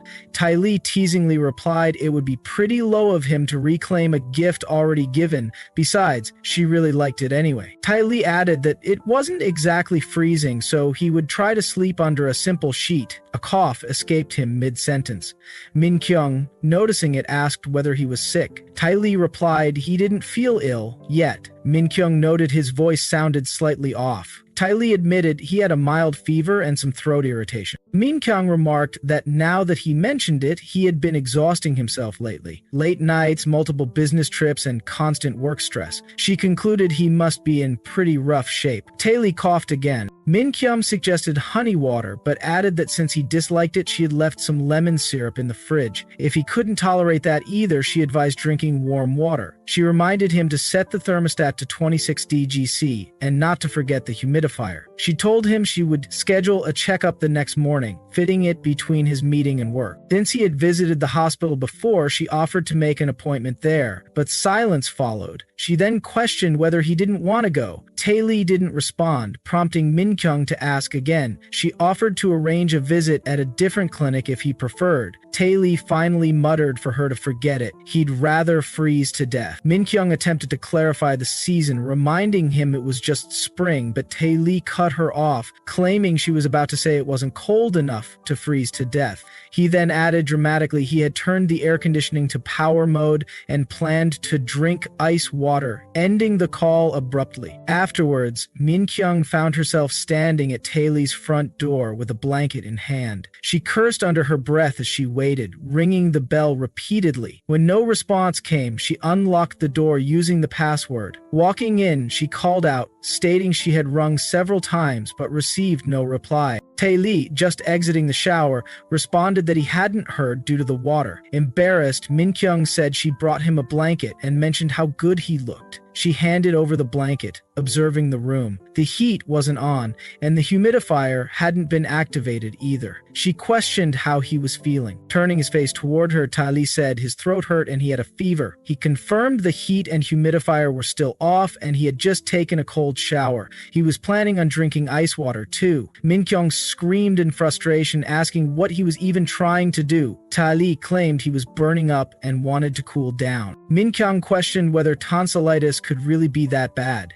She didn't believe his fever was that high and placed a hand on his forehead to check. In response, Tae-lee pulled her into a hug, saying he felt cold, and asked her to hold him. Min Kyung, trying to maintain her composure, told him to put on some clothes. Tae-lee replied he was freezing and asked what if he caught a cold right at that moment. Min Kyung, clearly exhausted, tried to maintain control. Tae-lee, on the other hand, was enjoying every second. As Min Kyung attempted to pull the blanket around him, he grabbed her. Min Kyung questioned what he was doing. Tae-lee laughed softly and held her tighter. She asked if he was satisfied now and requested he let her go. Tae-lee refused, saying he didn't want to. Min-kyung, overwhelmed, stated she couldn't handle this today. He needed to take care of himself. Tae-lee confidently stated he was perfectly fine, shocking her. She asked what he had just said and immediately grabbed him by the collar, shaking him in disbelief. Tae-lee pleaded for her to wait, suggesting she use her hands more gently. Min-kyung grew suspicious, asking if he had been faking the entire time. Min-kyung, with genuine fury, snapped out and delivered a swift kick between his legs to make Tae-lee groan in pain. Min-kyung questioned herself aloud. Had she really just kicked the elder son of the TK family in the groin? When Tae-lee groaned in pain, she tried to assess the damage, asking if he was seriously hurt. Tae-lee, clutching himself, muttered it hurt terribly and felt like he was going to die. Apologizing quickly, Min-kyung tried to check his condition, reaching for his pants. That made Tae-lee yell in shock, demanding to know what she was trying to do.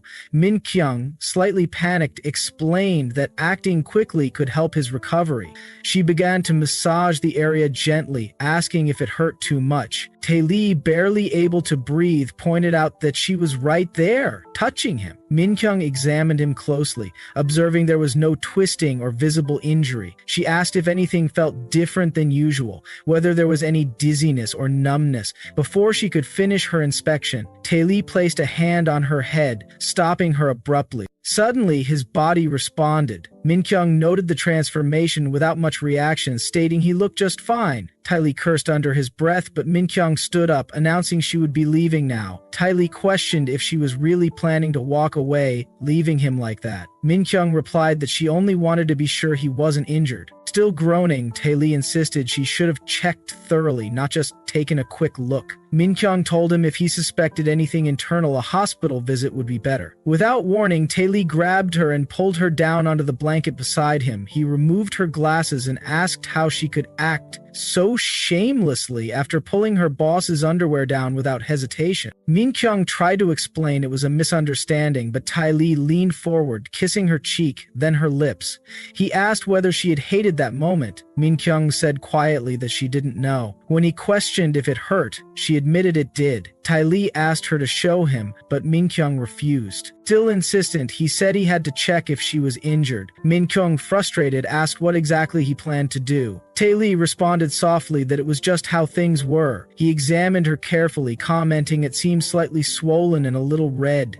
Min-kyung shouted at him to stop talking. Then he leaned closer, whispering a secret into her ear. He told her every time she glared at him like that, he found himself getting aroused. Min-kyung screamed, calling him a pervert. Tae-lee didn't deny it. He said perhaps he was. He asked how it felt down there, whether it still hurt, to which Min-kyung denied. He then questioned whether it felt good. She denied that too. Tae-lee chuckled slightly, telling her it might sound ridiculous, but once upon a time, he had been a very diligent student. He used to study all night, and he was even known for being quick on the uptake. He had studied all through the previous night, and this time he believed he could do well. He wondered aloud whether she wouldn't want to find out for herself. As their intimacy deepened, he entered her. A memory from the past took over. Tae-lee's mother had gently called out to him, asking him to stay still and give her his hand. She said that's how good boys behaved. That moment vanished into the past as the screen blinked out. Newspapers once featured his childhood photos, declaring he was the third-generation crown prince. They remarked how adorable he was, how perfect his eyelashes looked, and how mature he seemed for his age. His intelligence and behavior impressed many. He had become a child of promise, with all eyes watching him. Back at the academy, whispers followed him. Students pointed him out, envious of his height, his family name, and his status. Some confirmed he was indeed the heir to the TK group. In those days, Min-kyung had approached him with a bright smile. Her gaze, steady and shining, made him feel so small. He had always been aware of how her eyes never wavered. That brilliance in her expression made him feel vulnerable. He reminded himself not to get swayed. He had responsibilities, plans, and pressure. But everything changed because of his father's corruption. From hidden funds to the internal power struggles within the TK group, everything collapsed. What he had built for years crumbled like sandcastles against the tide. The stability he believed in vanished overnight. Min Kyung, sometime after, had approached him again. She calmly introduced herself as the executive director's assistant. The same appearance, the same smile, the same eyes from 10 years ago. Nothing had changed. Tae-lee stared at her and questioned silently, why now?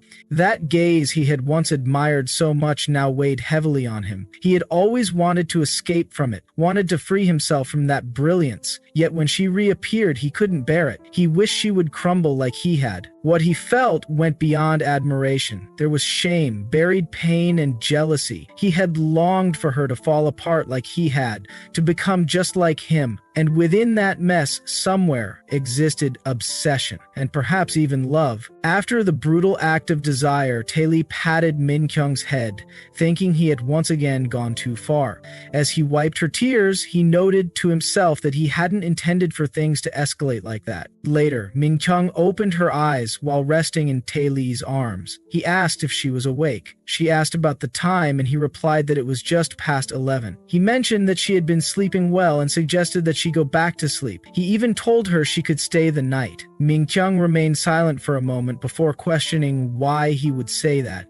Tae-lee said the bed was big enough, which clearly annoyed her. She questioned whether he really needed to give a reason for something like that. He replied that he just wanted to be with her until morning, asking whether it wasn't obvious. He leaned in to kiss her, but Min Young stopped him, asking him not to. He asked why not. She turned toward his chest and asked how he expected her to sleep under such circumstances. Tae-lee said he hadn't thought of that. Min Kyung reminded him of his packed schedule and said he should rest. Even if he didn't feel ill, he could catch a cold, so she offered to turn on the heater and humidifier before leaving. Tae-lee questioned how she could talk about such things while lying in his bed. Min Kyung informed him that the site visit planned for Wednesday had been moved to Monday morning, so he would need to leave earlier. She also mentioned she wasn't fully prepared for a discussion in Tuesday's executive meeting. Tae-lee commented that it felt strange to be briefed on work matters by someone half-dressed. Min Kyung looked startled by the remark. Tae-lee moved closer, saying he didn't want to hear about meetings at that moment. He added that talking about work made him nauseous. Min Kyung tried to steer the topic back, but Tae-lee bit her neck and stated she should be focusing on the current situation between them. He told her it didn't look favorable for her. Min Kyung tried to pull away, asking him to let her go. He chuckled and told her to get dressed so he could drive her home. While walking out, he noticed she seemed thinner and wondered silently what he was doing to her. He clenched his fist and thought to himself that he had been harsh earlier. Min Kyung denied it when he brought it up, but he asked why she had cried if it hadn't hurt. She paused, then said it didn't hurt as much as the first time. Tae-lee remarked that she must hate him. When she didn't respond, he asked again. Min Kyung said she wouldn't say she was thrilled. He placed his hand on her shoulder and apologized. Min Kyung looked away and said it was nothing. At her apartment, she said she could go in on her own. Then she paused and shared something she hadn't earlier. She said the reason she had clung to the blanket was because she feared hurting him if she held him directly. It wasn't because she was attached to the blanket. It didn't even make sense to like it that much. Tae-lee was taken aback by her words. Min Kyung continued, saying she had felt overwhelmed and didn't know how to respond. She clarified that it wasn't because she didn't want him. Tae-lee asked if she meant she liked it and liked him. Min Kyung hesitated and then said she supposed she did. Tae-lee, surprised, hugged her and said she drove him crazy. Min Kyung tried to tell him she couldn't breathe, but Tae-lee joked that she should just scratch him next time. She pointed out that he had meetings every Wednesday. Tae-lee said he was Tae-lee. No one would dare say anything about a scratch on his body. He added that only his assistant manager could. As he leaned in for a kiss, Min Kyung protested that they were outside, but he kissed her anyway. He told her to sleep well. Min Kyung responded in kind before heading into the building. As she entered the elevator, she thought about how she had always hesitated to name the feelings she experienced. But if this moment truly wouldn't last, then it might as well be meaningful. From the rooftop, she saw Tae-lee smiling from a distance. She thought that even if everything ended as a passing memory from one brief season, it would be enough to carry with her into the rest of her life. So afterwards, newspapers were filled with Tae-lee's meeting with GV Company's party in France, questioning what Korea's top chaebol heir had been up to these days, and calling him a perfect example of a glow-up CEO. Added were Tae-lee's baby photos from school, middle school, and high school, along with his current look, with comments expressing disbelief that he worked at a company while others remarked he looked like a literal webtoon male lead. His outfit, a full custom suit by Pascal, considered the creme de la creme of designer labels, was cited as a reason Korean chaebols were blowing up online. Assistant Kim Chon said it seemed unreal, to which Ty Lee groaned, asking if they could just stop talking about it since it felt embarrassing. Kim Chon affirmed he looked incredible, noting how everyone around them had lost their minds and how his phone nearly exploded over the weekend. Ty Lee questioned what had happened to his phone. Kim Chin advised not to ask, as people kept messaging wondering if he really looked that good in person, what his personality was like, and whether he had a girlfriend. It had been wild. He told them no photo could ever capture the CEO's charisma and added it felt like an honor to be working this closely with him. He assured that he never said anything about his personality or a girlfriend, prompting Ty Lee to remark whether he should be fired for that. Kim Chan then asked if he could get a few autographs, while Min Kyung noted the online buzz had gone crazy, though no one expected it to translate into sales this far. According to the brand, the co-watch experienced a 42% increase in average department store sales, and the resale price of the entry-level model tripled. Even Durell's sales had been positively impacted. That particular keyword, searching for TK fashion, skyrocketed in China and Southeast Asia, and they might even see movement in the stock price that morning. Ty Lee questioned how powerful K-pop's influence really was, noting how once something got released, PR must have been going wild. Min Kyung affirmed they had been receiving non-stop interview requests since morning, and the buzz had grown so intense that speculative articles were flooding in. She warned that without proper management, the whole thing might fizzle out like another celebrity gossip story. Taylor affirmed since the story was already circulating, they might as well take the lead and use it to their advantage. However, he reminded them plenty of written interviews had already been done since he became CEO, and while the stock price rose a bit, it hadn't really translated into product sales. He noted it wasn't him people were buying, it was the clothes and accessories. No one could have imagined it would blow up like this. He screamed, asking why he hadn't worn Dural that day, prompting Min Kyung to state no one could have predicted this outcome. Kim Chon affirmed that since things had already gone in that direction, why not make Tae Lee the face of the brand, as everyone he knew had become obsessed. Tae Lee said if it had been that easy, they would have done it ages ago. He noted this time the exposure had been natural, allowing the brand image to remain intact. However, the CEO becoming a model wasn't something he could agree to. He wasn't a celebrity, and the risks tied to media exposure far outweighed any potential gain. Plus, he had a fear of camera flashes, and things could easily end in disaster. Min Kyung paused before suggesting that if a solid deal were on the table, he might not want to hear it, but she would still explain.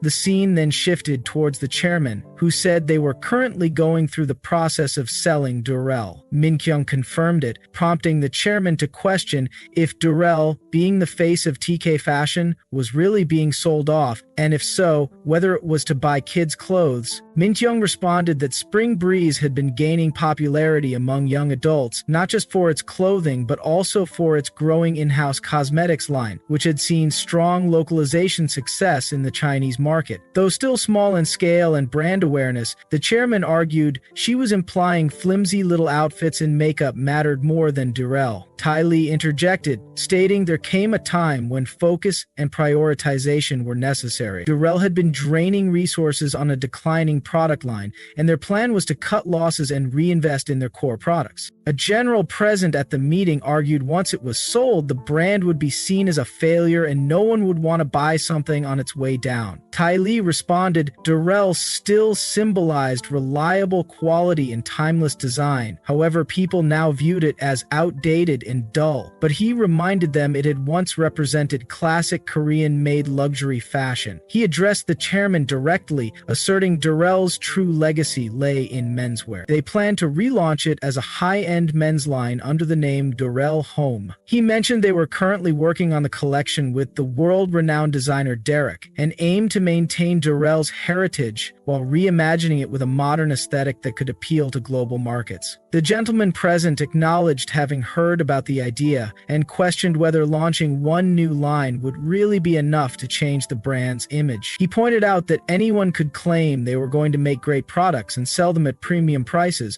but once an image got set, it didn't change easily, especially if a negative perception already existed. No matter how massive the overhaul, it couldn't completely undo what had already been done. As Tae-lee clenched his jaw, he stated they needed to let him take on the challenge. The chairman questioned the plan, mentioning the talk of rebranding and wondering if there was something else. Tae-lee called for manager Kang and asked her to explain the proposal they had discussed earlier. Min-kyung flinched slightly, but Tae-lee nodded in approval, prompting her to proceed. She explained the collaboration between TK Electronics and GV on the Ian Miller smartwatch project had been put on hold following an internal decision by GV. GV expressed concern that blending a high-end mechanical watch brand like Ian Miller with a smart device might dilute the brand's unique identity. In response, GV planned to propose restarting the project on the condition the CEO personally modeled for the campaign, believing the chances of this proposal being accepted were very high. The Ian Miller watch recently worn by the CEO had gone globally out of stock within days after just one photo was released. The resale price had more than tripled, and searches had surged, especially in China and Southeast Asia. These results were reflected in GV's internal performance reports. GV was looking for a way to continue the collaboration without compromising its brand image. Having the CEO as an established symbol of leadership within the TK group and a figure already connected with GV participate in the campaign could create a compelling situation.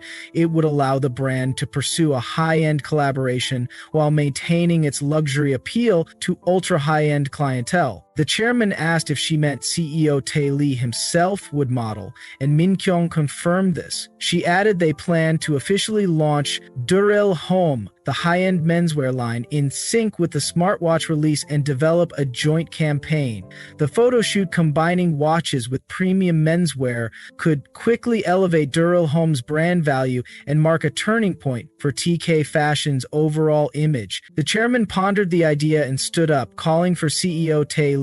He acknowledged this could easily become a joke if it went wrong, and Tae-lee affirmed the risk. The chairman then asked if Tae-lee felt confident. Tae-lee admitted honestly he did not know if he would look good in the photos, but expressed willingness to take the personal risk for the company's sake. He added he could no longer hide behind Song Baek-jae. The chairman grabbed Tae-lee and stated that if he of all people was going to do a photo shoot, it must mean he had truly made up his mind. He confessed disbelief that Tae-lee had even considered the idea. Then, calling for Min-young, the chairman warned that if the campaign failed, Tae-lee might lose more than he gained, and she understood the gravity of this. Min-kyung realized the growing influence of the vice chairman, Director Tae-jun's strong grip on the electronics division, and the fashion sector's bleak performance this quarter. At the worst possible time, and in the riskiest way, the CEO was being tested both as a business leader and as an heir. If the photo shoot failed to deliver the expected sales impact,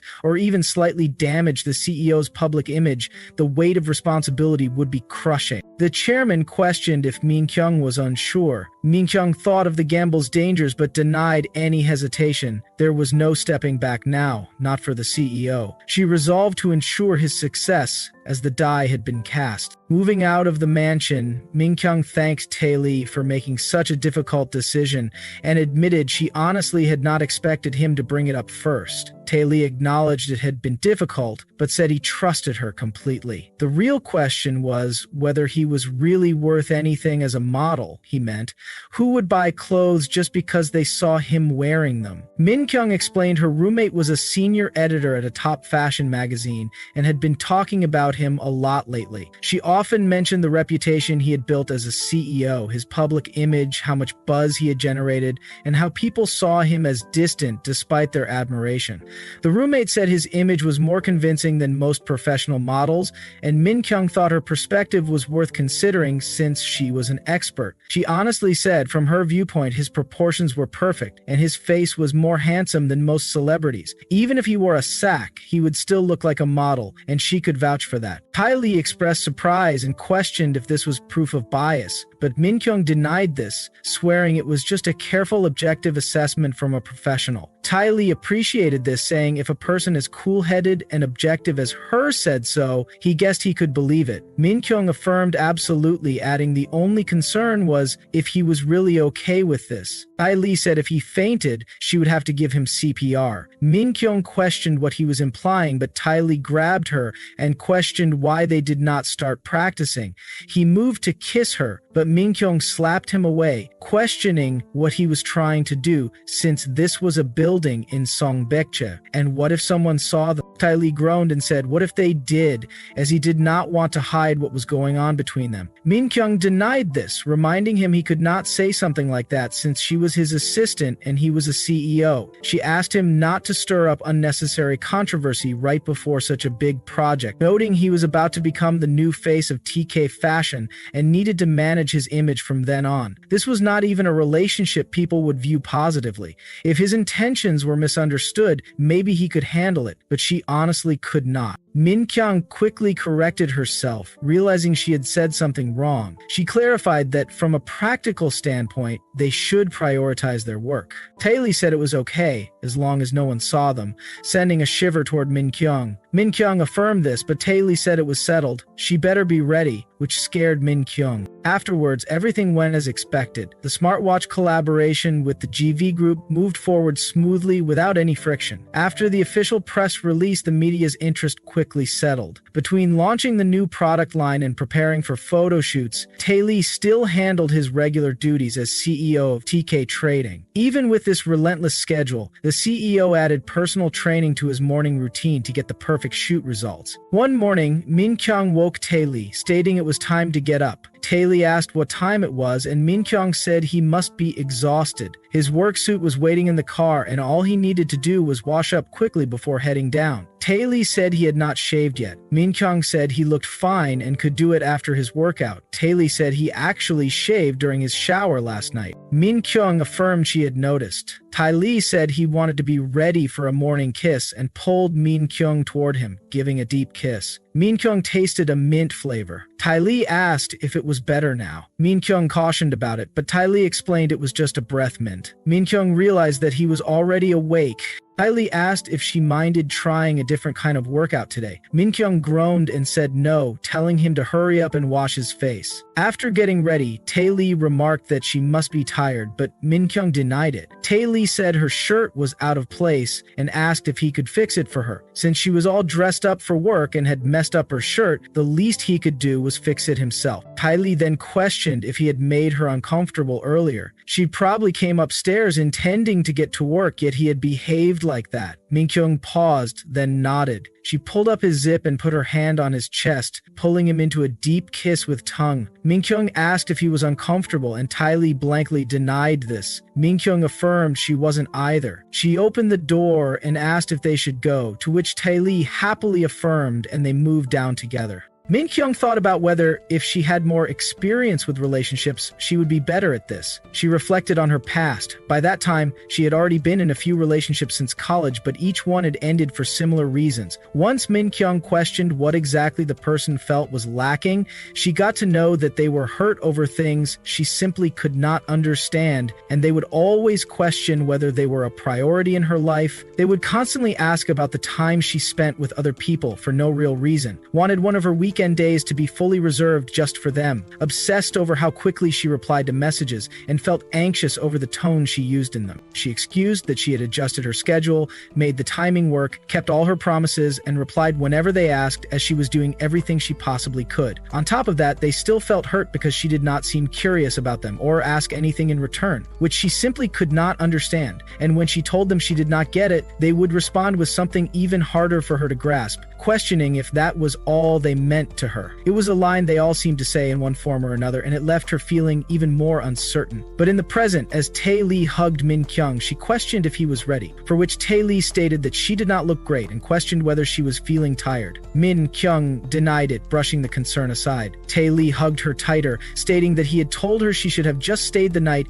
as they were going to see each other in the morning anyway. Min Kyung stated that she could not do that, wondering aloud what would happen if the driver saw them. them. As Tai Li went on to kiss Min Kyung, she thought about how she was supposed to define this relationship. They kissed every morning, and she questioned whether they could really say it did not affect their work. Tai Li stated that they should get going, as the thing between them was not quite work, but was not quite love either, and she silently wondered how long it would last. Afterwards, thanks to the buzz surrounding their recent global campaign, their next project ended up becoming a collaboration with the magazine Lee Sia worked at. As an editor, she had already heard about the connection between the CEO and Fovert from her, so she jumped at the opportunity to expand the project. The magazine booked Patrick Fovert for an interview, and since Lee Sia already knew him, it was only natural for her to take the lead on the campaign. What started off as a solo photo shoot showcasing CEO Iseop grew into a special feature that included an interview with Patrick Fovert. As Lee Sia discussed with Min Kyung that she would summarize the discussion and share the draft, leaving the layout flexible so they could incorporate feedback, Min Kyung replied that they would need to confirm exposure range, budget, and captions in advance. The schedule was a bit tight, but she stated that she would ask the other side to accommodate them as soon as possible.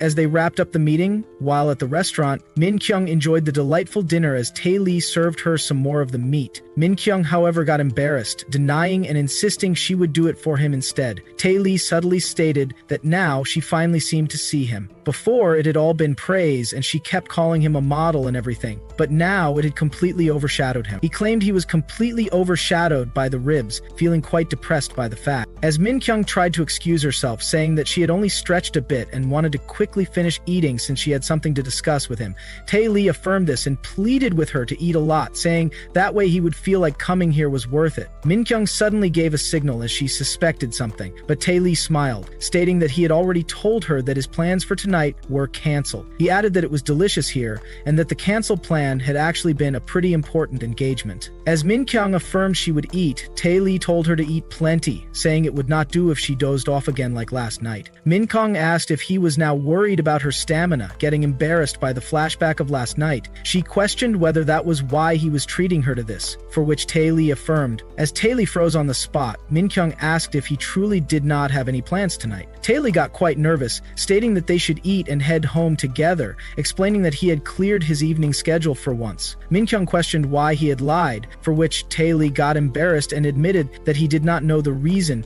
Maybe it was because he was embarrassed. Min Kyung, however, got annoyed, pointing out that he was never shy when it came to saying things far more embarrassing. Min Kyung stated that she was sorry, but she did not think she could today. After work, she was waiting for a call from director Taejun. Tae Lee got angry at the mention of him, questioning why she was waiting on him, for which Min Kyung stated it was about the collaboration. He had requested an urgent meeting, and she could not find another time, and he had said he might be free just before the end of the day. Tae Lee asked if it had to be today, to which Min Kyung affirmed. Tae Lee poked at her foot, trying to steer the conversation into something romantic, but Min Kyung gave him a hit of reality, stating that meeting with Taejun was crucial.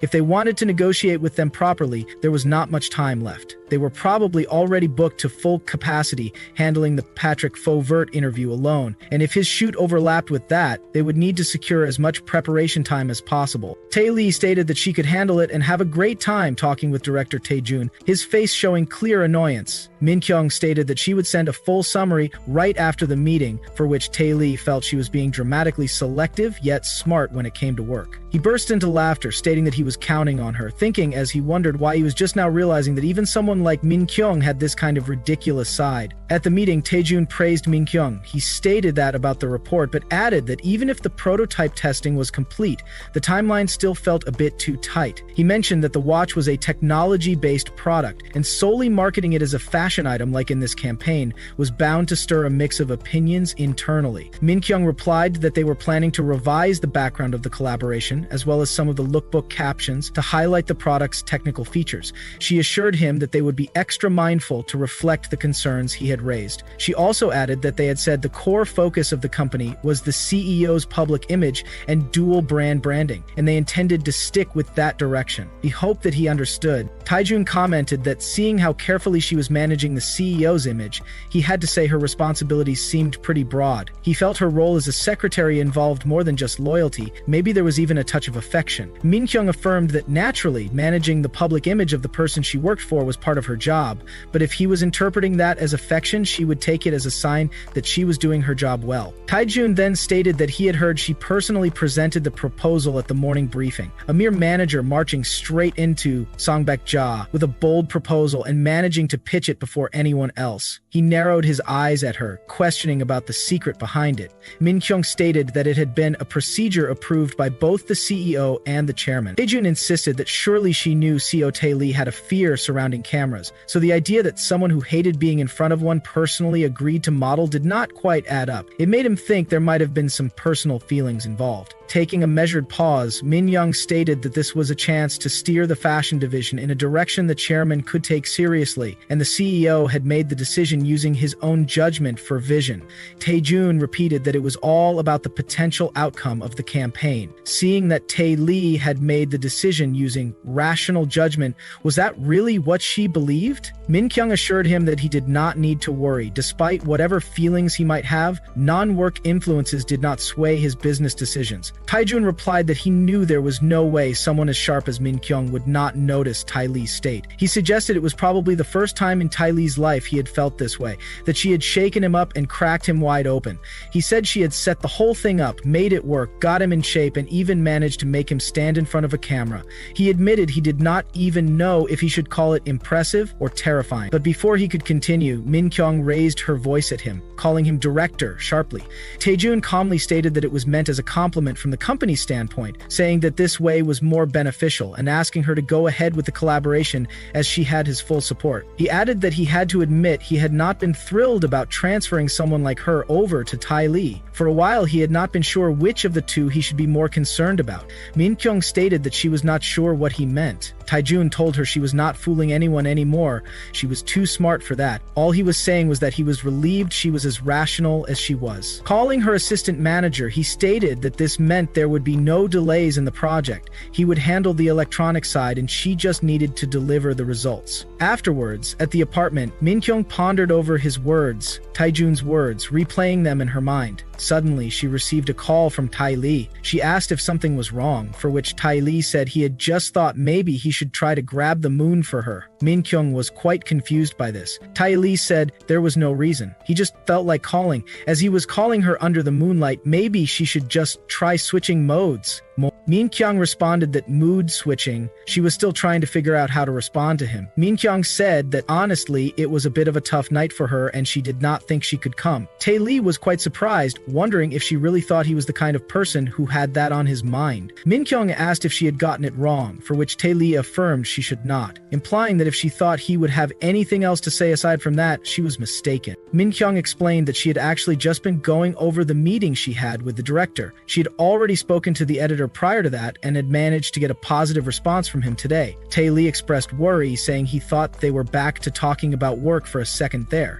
He asked who had told her to switch into assistant manager Kang mode at that hour. He then stated that it was quite late and told her to go to sleep. Min Kyung, however, heard the sound of a scooter outside. She questioned if he was outside, saying she had a feeling. Tae Lee affirmed that he was watching the moon, mentioning that it looked so beautiful that night it made him want to hand it to her, adding that he missed her. Min Kyung fidgeted with her fingertips as she closed her laptop, stating that she was coming out to see the moon with him. Tae Lee then revealed that he was actually in front of her house, to which Min Kyung affirmed this with surprise. Tae Lee thought that he had stepped out to clear his tangled thoughts, and somehow, after following the moonlight, he had ended up right back there. He thought to himself that the beginning and end of every thought he had led back to her.